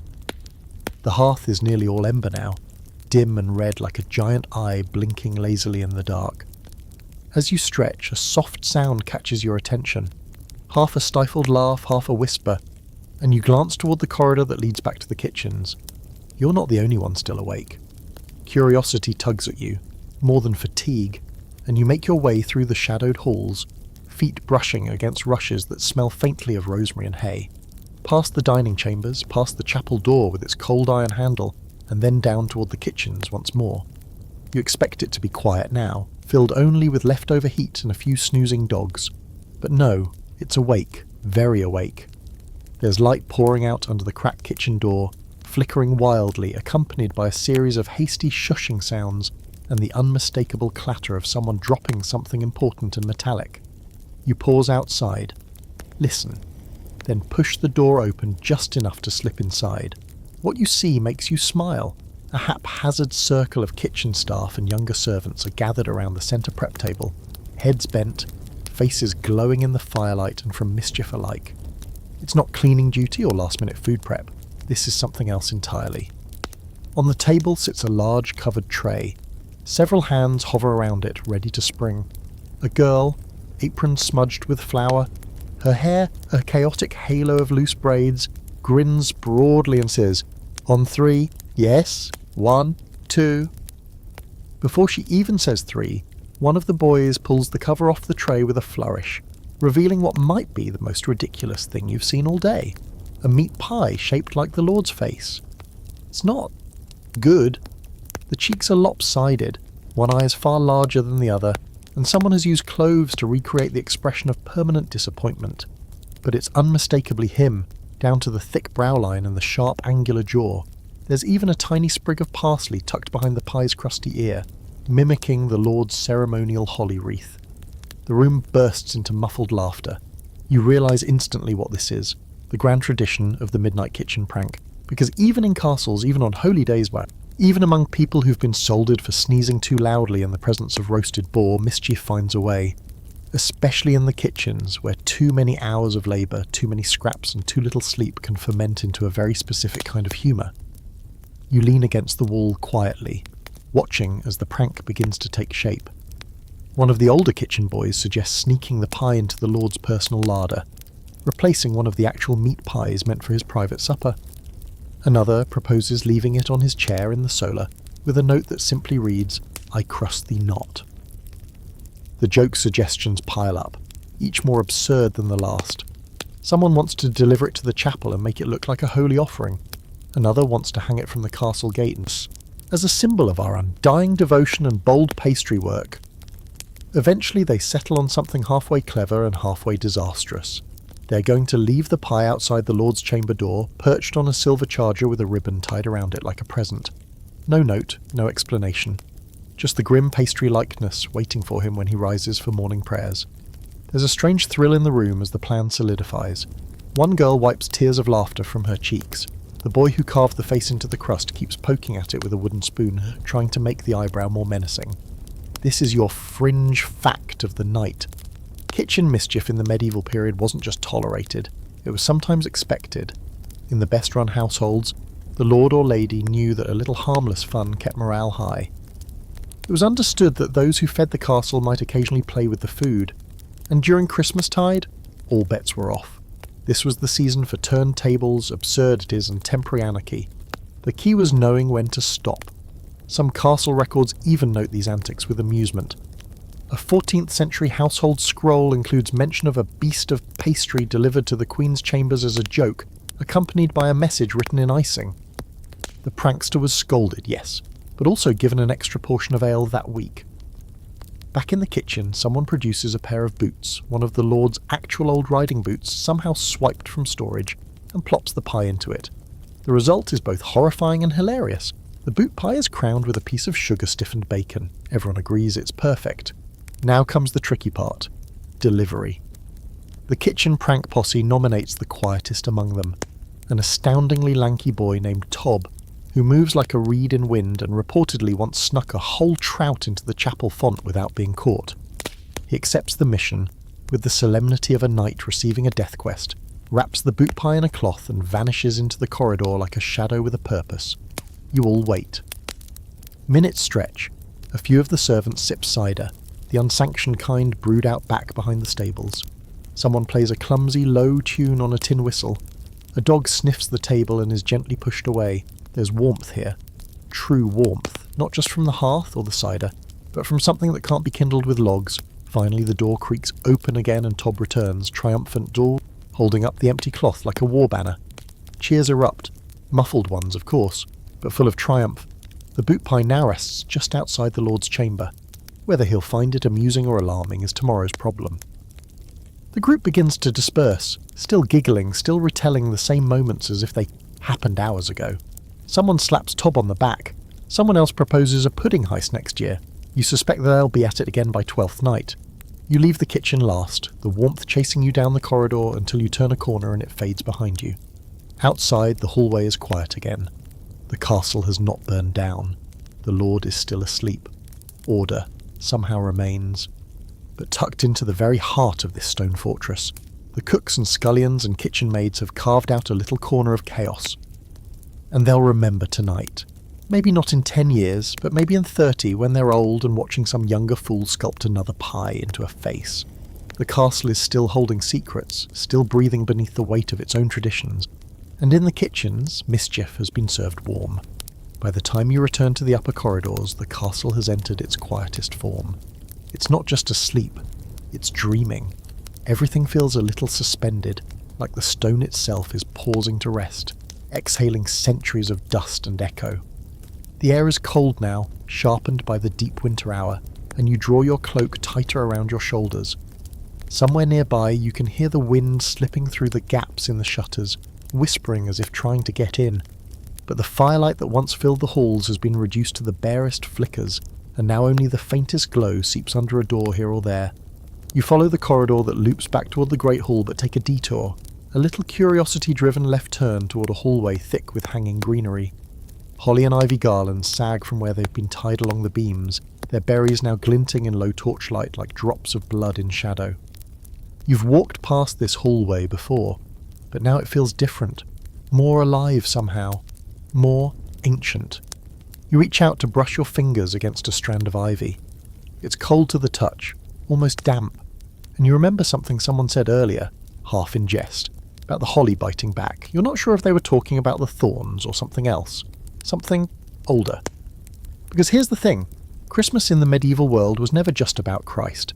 It's not a comfortable truth for everyone. but it lingers in the edges of every custom you've seen tonight. In the fire that burns not just for warmth but for warding. In the greenery dragged indoors, not only for decoration but to keep the wild out, or maybe to keep something wild in. The church did what it could to Christianise the season, but it was always a compromise, and you can feel it in these halls, especially now with the hour late and the castle quiet and the wind sounding just a little too much like a voice. Take the holly and ivy, for example.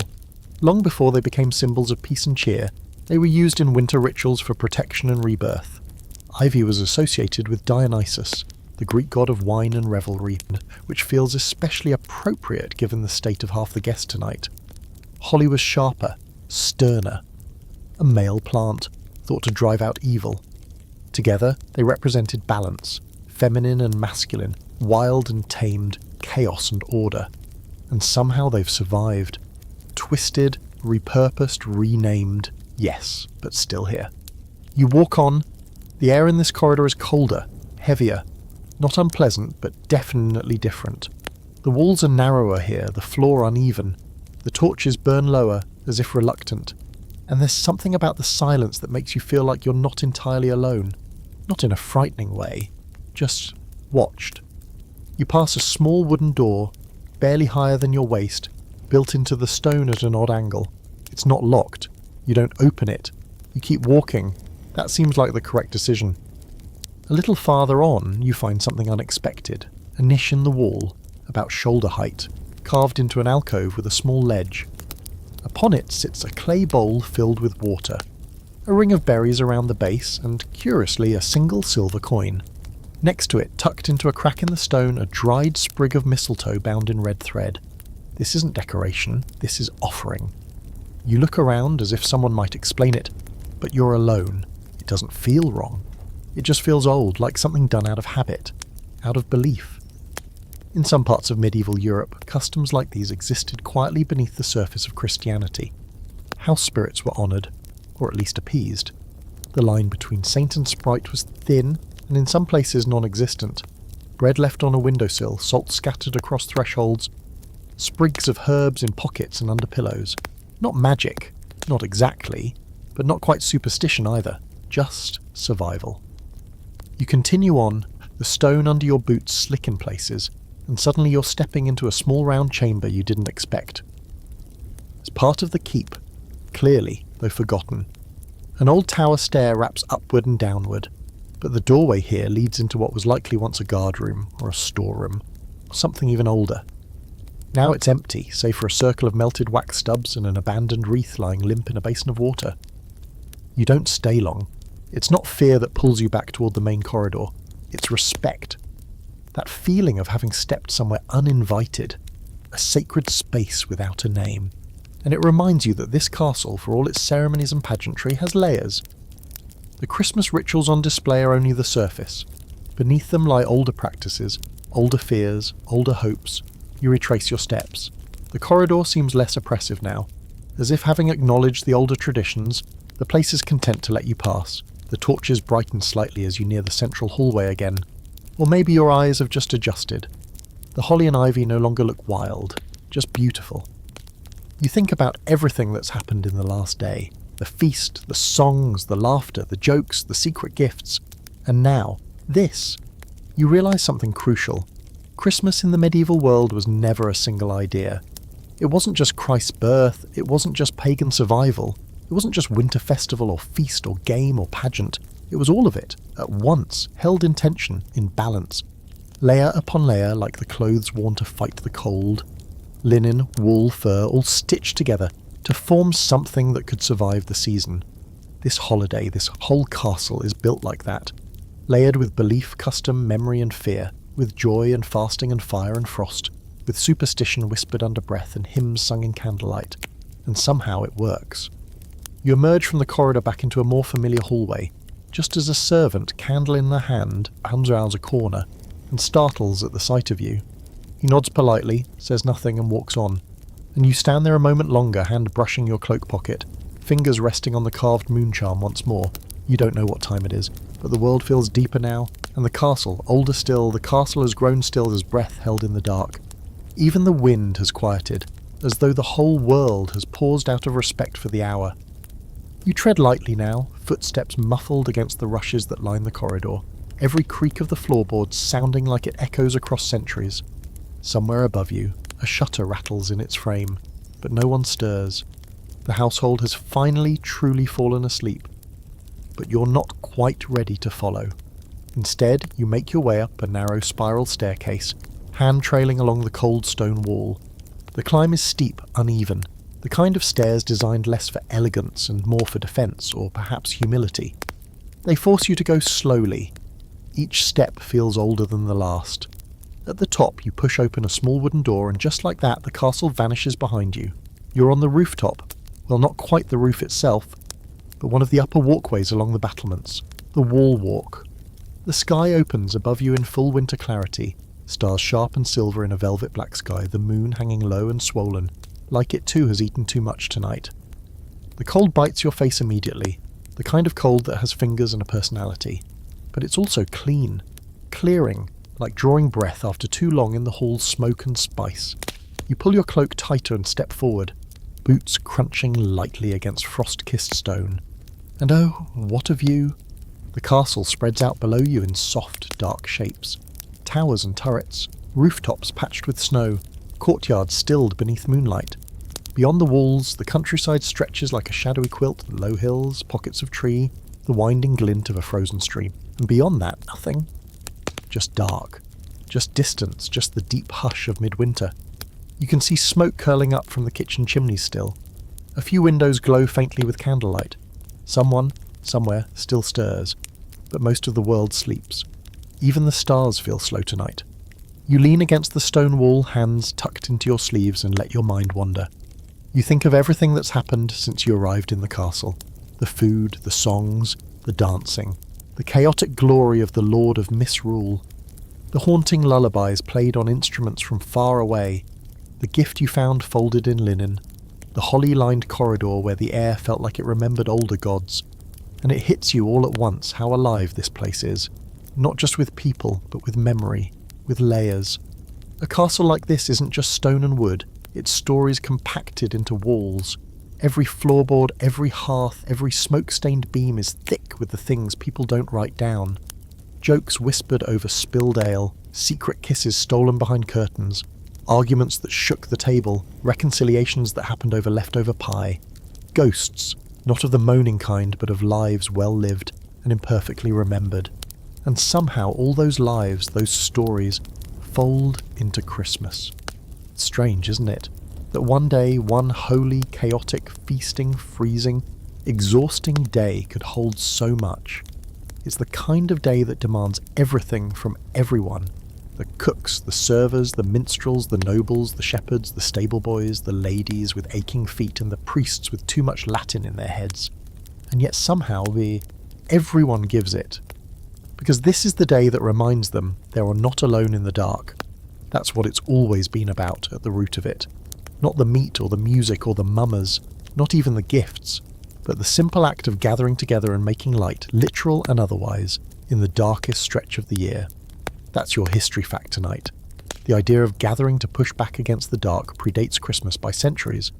Even the Romans celebrated Saturnalia at this time, a riot of role reversals, gifts and excess. In the Norse world, midwinter meant Yule, fires, feasts, and the honouring of ancestors. Ancient people built monuments to track the sun's return, and in the medieval castle, with its church bells and roast goose and ivy-strewn rafters, that instinct still thrived, to band together, to feast, to sing, to wait for the light. You hear a crunch beside you. Someone else has come up the stair. You glance over and find one of the servants standing there, older, bundled in wool and fur, her hands chapped from years of dishwater and winter wind. She nods at you, and you nod back. No words are needed. She leans against the wall, sighs, and says quietly, "Best view in the whole place." You smile. She's not wrong. She takes something from her pocket and offers it to you. A small round bun dusted with sugar. Still warm, still fragrant. Cheers. You break it in half and take the piece she offers. It tastes of cinnamon and nutmeg and something else. Maybe orange peel. Maybe luck. You chew in silence. She watches the sky. "I come up here every year," she says eventually, after it's all done. After the plates are scraped and the fire's banked and the lords are snoring. She chuckles softly. It's when the real Christmas happens, when nobody's looking anymore. You nod again, holding that last bite on your tongue. The stars overhead seem to shift, or maybe it's the clouds moving in. Either way, the moment stretches. The woman leaves first with a nod and a quiet, "Sleep warm." Her footsteps vanish into the tower stair. You stay a while longer, just you and the stars and the stone. Somewhere below a dog barks once, somewhere farther a church bell tolls. 1, 2, 3. It's morning now, technically, but the day hasn't begun yet, and you're still here on the roof of a sleeping castle, full of stolen bun and strange gratitude. You press your hands to the cold stone and close your eyes for just a moment. Not to pray. Just to listen. To everything. To silence. To stars. To stone. To the sound of the world turning very slowly toward the sun once more. You descend the stair quietly, feet careful on each worn stone step, still wrapped in the rooftop silence that clings to you like frost. The castle feels different now, not just sleeping, but softened. All the spectacle and laughter, the ceremony and chaos of Christmas Day has dissolved into a kind of hush that only happens in the blue-grey hours before dawn. There's no music now, no clinking goblets, no clatter from the kitchens, just the subtle creak of timbers settling and the occasional echo of your own movement. You follow instinct more than direction. Past closed doors where faint candlelight seeps under thresholds, past storerooms and chambers, the air cool and still, and then you come to a passage you hadn't noticed before. It leads down, not dramatically, just a slow, gradual slope, like a forgotten riverbed worn smooth by time. No one's told you to go this way, but the quiet draws you forward. At the end, the passage opens into a small vaulted room, the chapel. You recognise it instantly, not by sight, but by feel. The shift in the air, the stillness within stillness. Here, everything is stone and shadow. A narrow window lets in the faintest wash of pre-dawn light, barely enough to make out the modest altar at the far end, the heavy wooden pews, the carved crucifix on the wall. But the candles, those are the true light. Someone has already been here. A row of slender tapers flickers along the altar rail, casting golden halos that flick and dance against the dark walls. You move slowly down the centre aisle, your footsteps deadened by the rushes underfoot. It smells of wax and evergreens, not like the bright scent of the garlands in the great hall, but older, deeper, a little solemn, a little sacred. A single figure kneels near the front, wrapped in a woolen mantle. You can't see their face, only their bowed head and the rise and fall of breath. You consider turning back, not wanting to intrude, but something keeps you there. So you slip into a pew halfway down the aisle and sit, the bench cool beneath you, hands folded without thinking. And there it is, that particular stillness that can only be found in a place of devotion. This chapel isn't grand. It's not the jewel-covered kind with stained glass that gleams in every colour of heaven. It's plain stone, wood, wax, faith, and yet, in its simplicity, it feels vast. Like a vessel built to hold not people, but longing, hope, guilt, wonder. You sit in silence for a long time. There are no priests here yet, no monks in procession, but somehow the absence makes the space even more open, even more honest. Without the structure of mass or the rhythms of liturgy, the room simply waits. It receives. Eventually the figure at the front rises, makes the sign of the cross, and slips out without looking your way. You're alone now. Or perhaps not. Because in this quiet hour, in this quiet space, you become aware of something deeper. The weight of all the other Christmases that have been prayed here. The hundreds of people over hundreds of years who have knelt on this same flagstone floor. Some joyful, some desperate, some carrying loss too heavy for words, the young bride praying for a child, the old knight begging forgiveness, the child hoping to see snow, the cook with aching knees asking for just one quiet day. All of them, unknown to each other, known to this place. You don't say a prayer, not really, but your thoughts drift in that direction. Gratitude first, for warmth, for music, for roasted things, and funny pies and quiet rooftop buns. And then hope, for safety, for peace, for a tomorrow that isn't worse than today. It's not poetic, it's not rehearsed, it just is. This is the part of medieval Christmas people often forget. Yes, there was feasting and farce, games and gifts, mockery and misrule, but there was also reverence, a grounding in the sacred. Not just in church doctrine, but in the idea that something bigger held the world together, that light would return, that suffering wasn't meaningless, that birth, especially of something divine, could change everything. You stand slowly, knees cracking faintly in the silence, and approach the altar. No one stops you, no thunder cracks. You simply stand, eyes on the flickering candles, heart slightly fuller than before. There's a little book resting on the ledge behind the altar, a collection of psalms, probably, bound in worn leather, corners bent. You open it to a random page, not to read, just to hold it. There's comfort in things that have been held before, then footsteps, not loud, not hurried, but purposeful. You turn as a monk enters the chapel, face still puffed from sleep, robe slightly askew, eyes widening just a little in surprise at your presence. You nod in greeting, and he returns it, then makes his way to the side, kneeling before a small statue of the Virgin. He doesn't speak. He begins to chant, low and slow, more breath than melody. Matins, the first of the daily prayers, the start of the church's rhythm, and just like that, Christmas Day has ended. And Christmas morning has begun, a new one, a quieter one. The monk's voice is joined by another, then another, as more figures enter. A chorus of soft, sleepy voices rising in the cold chapel air like incense. You sit again, not out of obligation, but out of awe. This is not a performance. This is not entertainment. This is the world reminding itself how to begin again. One of the candles gutters. A bit of melted wax drips to the floor. The monk leading the chant raises his voice just slightly, and the others follow. Their words are in Latin, but the emotion underneath them is in a language older than that, older than even the castle. A language of need, of hope, of light. You close your eyes, and for the first time tonight, you feel the day truly turn. When you finally leave the chapel, the sky has begun to pale. Not bright, not yet, the sun still dragging its way toward the horizon, but the edges of night are fraying slowly, steadily.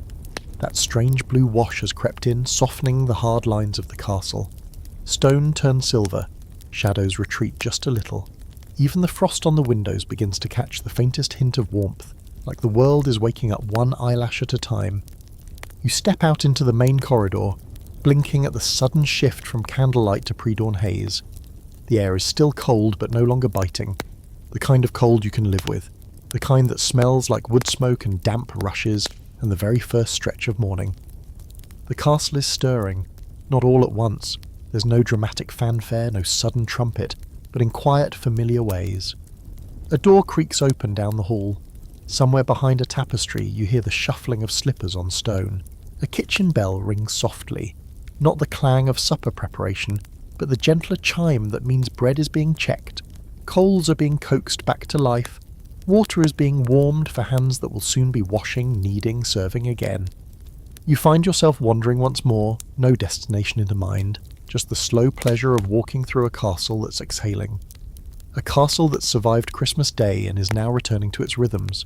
The glow and chaos of the feast have faded, and now comes the other side of the holiday, the quiet continuation.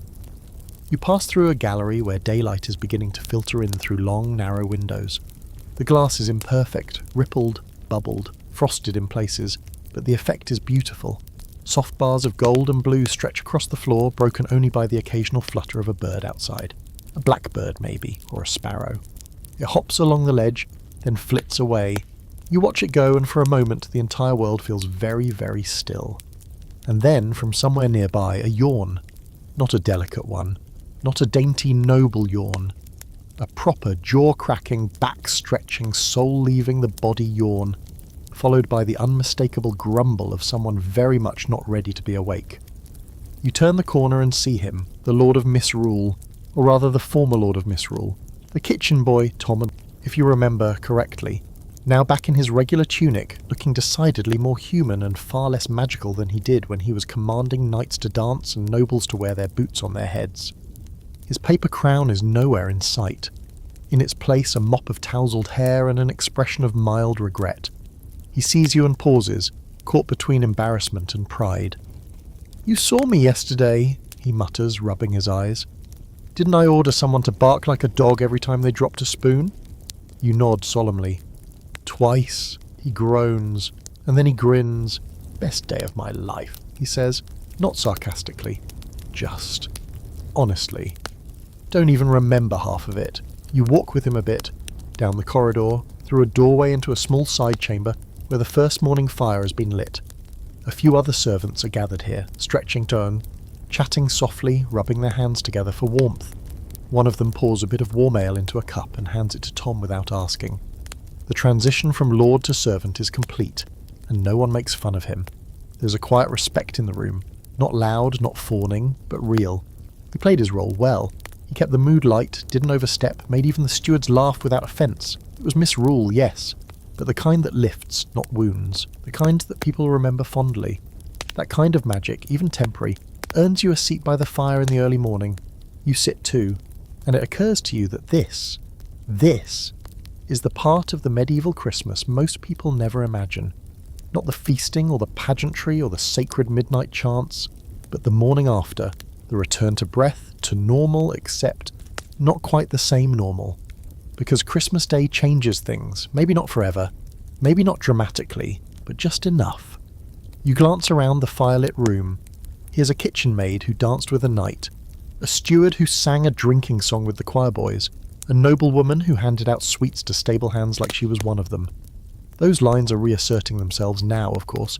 They have to, but something's been exchanged. A glance, a smile, a moment. And that doesn't go away. This was part of the design. 12 days of this, remember? That's what they said. This was only the first. And though the feasting may shrink and the pageantry may quiet, the days ahead will still hold little bursts of mischief and warmth. Games, storytelling, secret exchanges of ribbon and rhyme, all under the strange, protective banner of Christmastide. And here's your historical nugget for this morning. The days following Christmas were just as important, sometimes more so, than the day itself. The entire season was structured to offer respite, a celebration, reflection, and yes, a little anarchy. For those who lived under constant work, constant rules, constant danger, these days were sacred in more ways than one. Someone hands you a hunk of bread, thick and crusty, still warm from the coals. You tear it in half and share it with Tom, who mutters something about being glad to be off the throne. Then the bells ring again, this time louder. Morning mass is about to begin. There's no rush, but people begin to rise, stretching limbs, wrapping cloaks, slipping out into the corridor. The castle is fully awake now. Dogs bark in the courtyard. Snow begins to fall just lightly, like flour shaken from a sieve. Tom stands and brushes crumbs off his tunic. Back to turnips, he says with a grin. Still, wouldn't mind being king again next year. You leave the room with him, both of you walking toward whatever's next. The corridor ahead is brighter now. The torches aren't needed. Sunlight, soft and pink-edged, has begun to fill the windows. You squint into it, not because it's harsh, but because it's so very welcome, because the light has returned, and Christmas, in its strange, sprawling, miraculous way, continues. The snow is falling more earnestly now, not in the furious, horizontal way it sometimes does, those wind-swept squalls that make shutters groan and horses dig in their heels, but in a slow, lulling descent. Flakes spiral lazily from the sky, big as almond petals, settling on windowsills and cloaks, softening the sharp corners of stone and timber. You pause by a narrow slit window to watch for a moment, forehead just grazing the cold glass, and for a brief silent stretch, you forget there's even a world beyond these walls. The snowfall is that complete. Then from behind you the sound of footsteps. Measured, deliberate, booted, but not armoured. You turn to see two men, both in thick woolen tunics, carrying crossbows slung over their backs and swords belted at their hips. They nod at you in that weary, professional way of people who've been up all night and know they'll be up again tomorrow. These are the night watchmen, or more accurately the Christmas watch. One of them, broader of shoulder and still dusted with snow, stops near you, stretching his arms over his head with a grunt. Not many stirring yet, he says, rubbing up the back of his neck. Good. Fewer people, fewer fires, fewer chances for someone to fall into a vat of mulled wine. You blink. That's happened. Twice, he says, deadpan. Once on purpose. You follow him through the hall, past servants brushing rushes aside and adjusting garlands drooping from candle heat, and find yourself pulled along on this early morning patrol. Not the aggressive kind, no war horns or barracks marches, just a calm walk through the castle's sleeping vanes, checking doors, shutter latches, fire pits, and signs of unwanted guests, of which there are none, at least none of the human variety. You learn, as you walk with the watchman, that this job is not only a necessity, but something of a tradition. Every castle, manor, and estate had some version of it during the 12 days of Christmas, because while the day was for feasting and folly, the night still belonged to uncertainty. This was a world lit by candle and hearth, hemmed in by forests, wolves, and things whispered about in corners. A castle's defences might not be needed often, but when they were, they needed to be ready. And of course there were the superstitions. You're reminded of them when the second watchman, a lanky pale fellow with a voice like dry leaves, pauses at a corner where 3 hallways meet. Without saying a word, he reaches into a pouch and drops a pinch of salt onto the floor. You raise an eyebrow. "Old habit," he mutters, stops things from following. You want to ask what kind of things exactly, but his expression tells you it's probably better you don't. This brings us to one of the stranger layers of medieval Christmas. The night was not just for sleep, but for stories, specifically tales of the unexplained, of spirits, of signs. The belief that animals could speak at midnight on Christmas Eve was common across Europe. Some claimed oxen knelt in their stalls at the stroke of 12. Others whispered that church bells rang on their own in distant places where no one remained to ring them. You even heard earlier in the night someone half joking that if you looked into a mirror at midnight, you'd see who you were destined to marry, or the face of your death, depending on the mirror apparently. The 2 watchmen take their rounds seriously but not solemnly. There's a rhythm to it, checking the side gates, the stables, the chapel entrance, even the old tower stair, which no one uses unless they have to. At one point, the broader one pulls you aside and tells you about the time a goat got into the buttery and scared the steward so badly he tried to exorcise it. The goat evidently was unimpressed. In the northern wing, you come across a room you hadn't seen before, likely because it was locked during the feast. It's long and narrow, with windows facing east, all wide open to the cold. A guard room, from the look of it. Spare spears line the walls, and a faded tapestry in one corner shows a crude rendition of St. George and a dragon that looks suspiciously like a bloated hound. A table in the centre holds bread crusts, a half-drunk jug of cider, and the remains of what might have once been a game of dice. The men call it the warming room, though ironically, is the coldest place you've stepped into all morning. One of them kneels to stoke the brazier in the corner. The other walks over to the slit window, peers out and grunts, snow's thickening. You come up beside him and look too. The courtyard below has disappeared beneath a soft blank sheet. All the prints from yesterday, the dancing feet, the boot marks from the snowball fight, the wheel grooves from carts, all gone, erased, as if the day itself was a dream now, tucked away beneath winter's quilt. "Wouldn't surprise me," the guard says, "if something came walking out of the trees today." You glance at him. He smiles faintly. "Not something dangerous," he adds. "Just things the snow stirs up. You ever heard about the White Hart?" You shake your head. Big white stag. Antlers like branches. Seen once every few years when the snow's deep and the woods go quiet. Some say it's a blessing. Others say it means someone inside the castle's about to leave and never return. You wait for him to laugh. He doesn't. Instead, he adjusts his cloak and starts walking again, muttering, "Let's hope it's just the blessing this year." As you finish the rounds, the castle feels different. Not dangerous, not eerie, but just aware, as if it's listening again now that the laughter's faded. You step lightly through the courtyard, your feet crunching into snow that's already begun to pile up again. The flags on the parapets barely flutter. The sky is low, grey, and soft-edged, pressing down gently like a sleeping giant's palm. You return with the guards to the main hall, now stirring with sleepy servants, yawning pages, and a few late-rising nobles pulling cloaks tight against the morning chill. Fires are being rekindled. Trays are being readied for breakfast. Nothing fancy, just bread, cheese, and the last of the pears poached in wine. The watchmen peel away, nodding farewells. You're left standing just inside the great hall as the scent of baking wafts in again. You hear a cockerel crowing in the distance, muffled by snow.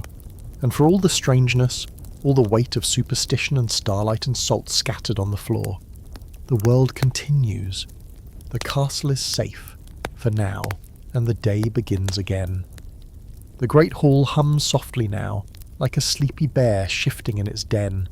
The echoes of last night's feasting still cling faintly to the rafters, but the chaos has drained out, replaced with a kind of domestic rhythm, the clink of platters, the low murmur of servants, the swish of brooms, sweeping away pine needles and sticky breadcrumbs. You stand at the threshold a moment, watching it all settle back into place. It's like seeing a stage just after the curtain falls, the actors gone, the costumes wrinkled, the props askew, and yet somehow it's beautiful in its own right. Someone offers you a warm mug of small ale, thinner now, stretched with water, the celebratory strength reduced to something more practical. You accept it and wrap your fingers around the clay for warmth, letting the steam rise into your face. Your body's tired, pleasantly so, the kind of tired that sinks into your bones like a warm bath. You think of sleep, just briefly, but curiosity still tugs you onward. So instead of bedding down, you walk, past the kitchens, now quiet again after the early flurry, past the chapel, where the monks have returned to their books, through a narrow side hall where the stones are slick with condensation and the air smells faintly of damp wool. You move with no real destination in mind, just following the corridors wherever they lead, letting the castle guide you one last time. Eventually you find yourself in a tower stairwell, the same one you'd passed last night during your encounter with the watchman. It spirals upward. Tight and steep. The kind of climb that forces you to slow down whether you want to or not. Your legs ache a little. Your head is full, but your feet keep moving. At the top is a heavy oak door. You push it open, and the light greets you. Not candlelight, not torchlight, daylight, not bright, but present, soft and wintry. The snow outside is still falling, thicker now, in great tumbling clumps. The world is white and quiet, the air muffled like it's wrapped in wool. You step out onto a small balcony that overlooks the inner courtyard. The battlements are dusted in white, and below, a pair of stable boys are already out clearing paths, their laughter faint under the hush of the snow. A cat watches them from a windowsill, unimpressed. You lean against the stone railing, sipping your ale slowly, savouring this high, quiet vantage. And that's when you see them. Not the stable boys, not the cat, but two figures moving silently through the snow in the centre of the courtyard. Young, from the look of them, probably no more than 12 or 13. Both bundled in two large cloaks, both carrying something in their hands. You squint through the snowfall trying to see what it is. Boughs of holly. They begin placing them in the corners of the yard, not like decoration, but like markers. 4 precise corners, 4 small bundles of red and green set gently on the ground. You frown a little, then remember something an old woman muttered last night near the fire. You must replant the holly on Christmas morning or it'll turn on you come spring. Superstition, definitely, but one taken seriously, at least by some. A tradition so old that no one remembers exactly why they do it, just that things feel better when they do. It's less about fear and more about continuity, about maintaining the rhythm. You finish your ale and watch the children as they finish their small ceremony. They bow to each corner, not deep, not dramatic, just a dip of the head, and then run off, vanishing into a side door before the snow covers their footprints completely. You decide to descend again, the cold having worked its way through your boots, but instead of heading back toward the hall, you take one last detour. The long west corridor, the one with the arrow slits and the crumbling stone bench halfway down, calls to you for reasons you don't fully understand. You follow it, and as you turn the corner, you're hit with a wave of scent. Something sweet, earthy, familiar, apples, roasted, maybe steeped in honey. You turn the corner and find a woman sitting cross-legged on the bench, her arms wrapped around a bundle of something steaming in cloth. She looks up, then gestures wordlessly for you to sit beside her. You do. She untucks the cloth and reveals a bowl of baked apples, their skins blistered, juices pooling around them, steam rising like mist. She breaks one in half and hands you a piece, no spoon, no etiquette, just fingers and warmth. You bite in. It burns your tongue slightly, but in a good way. The inside is soft, spiced with clove and maybe a hint of vinegar. The kind of food that wakes up your body from the inside out. She doesn't speak for a long time. Then finally she says, This is the part no one tells you about. You glance at her. After the feast, after the song, after the presents and the pudding and the Lord of Misrul's last terrible joke, this part. She holds up the apple. The quiet, the cold, the sweet that's left over. You nod. She's right. Because now, with everything behind you, the noise, the fire, the weight of too much bread and too much emotion, you find yourself not overwhelmed, but stilled. Not empty, fierce, but full in a different way. This isn't the climax of the story. It's the tapering, the drift downward, the exhale after the long breath in. You finish the apple in silence, then offer a soft thank you. She nods, wraps the bundle again, and disappears down the corridor. You don't follow. Instead, you sit for a few minutes longer on the cold stone bench, watching the snow fall sideways through the arrow slits. You're not sure how much time passes, but eventually the castle begins to stir again. Louder now. Bells ring, boots thump. Somewhere someone begins tuning a lute. Not for another feast, probably, just the background music of life continuing. You rise, stretch, let out a long breath. You're tired. But not the kind of tired that sleep alone can fix. The kind of tired that comes from being entirely present. If only for one extraordinary day. And as you step once more into the heart of the castle, you realise something quietly remarkable.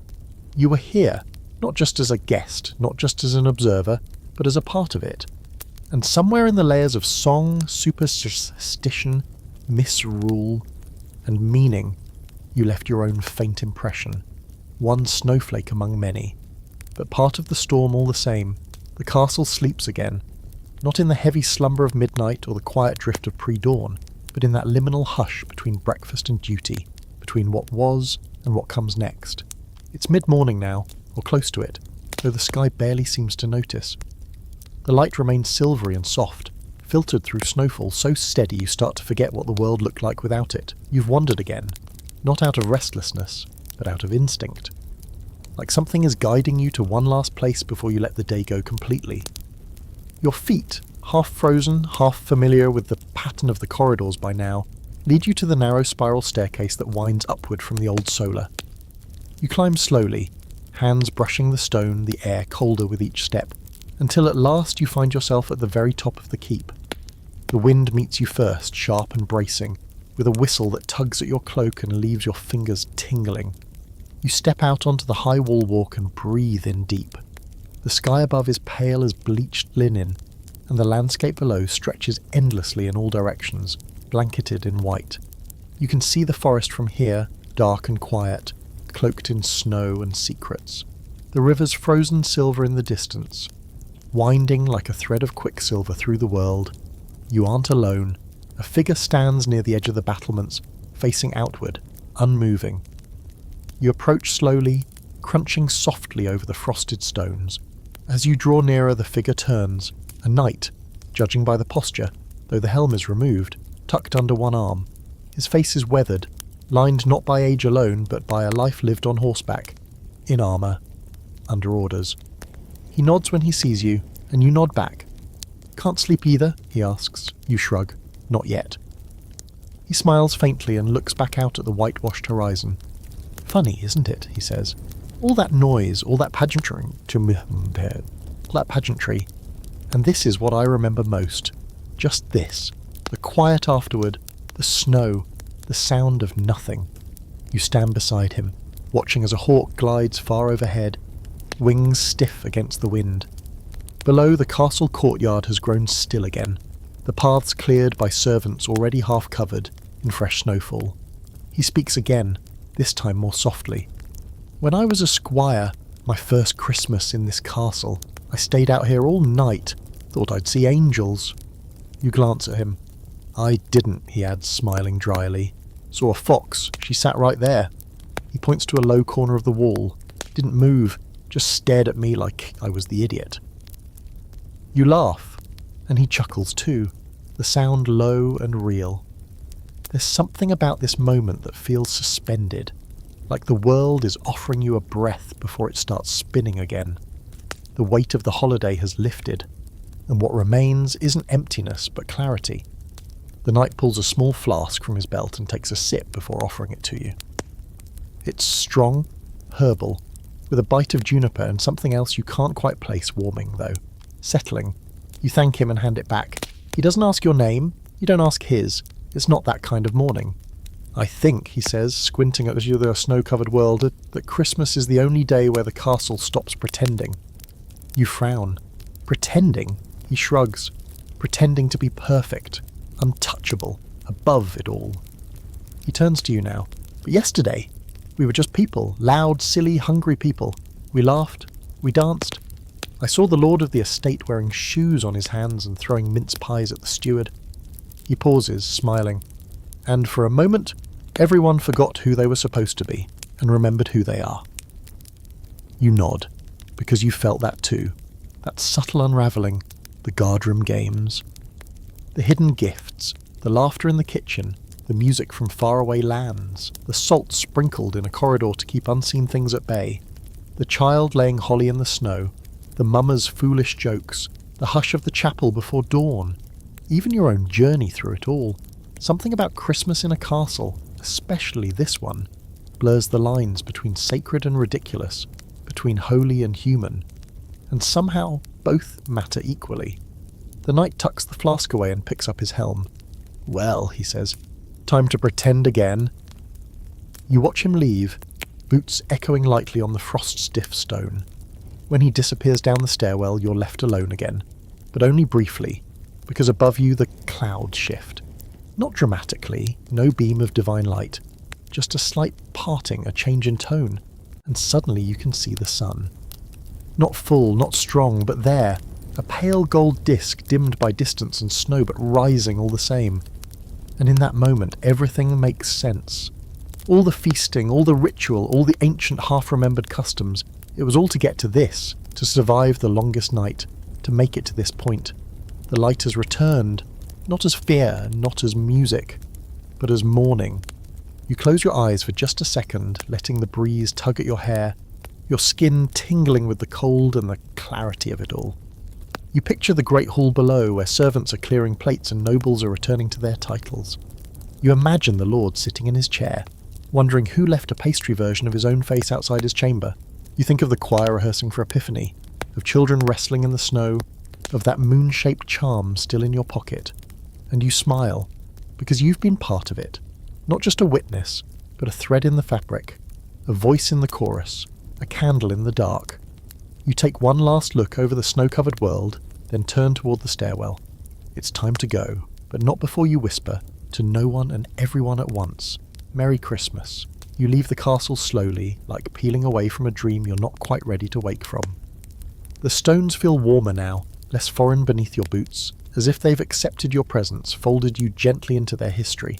No one stops you, no one even sees you go. That feels right. Christmas here has its own way of letting go, quietly, without ceremony, like snow melting off the edge of a roof.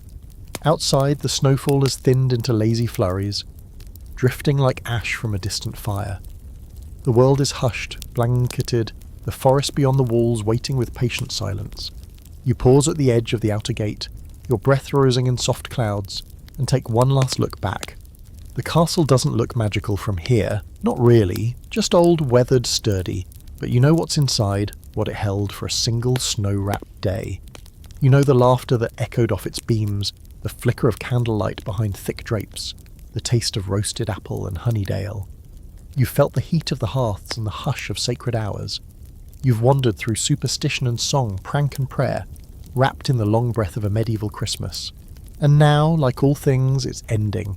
The wind stirs your cloak, you pull it tighter, and step into the snow. Wherever you're going, the road will still be there in the morning. For now, it's enough to have been here, to have seen and sung and eaten too much, and stayed up far too late. To have been part of a story older than you, and somehow still yours. So sleep now, you've earned it. Merry Christmas, dreamer, and good night.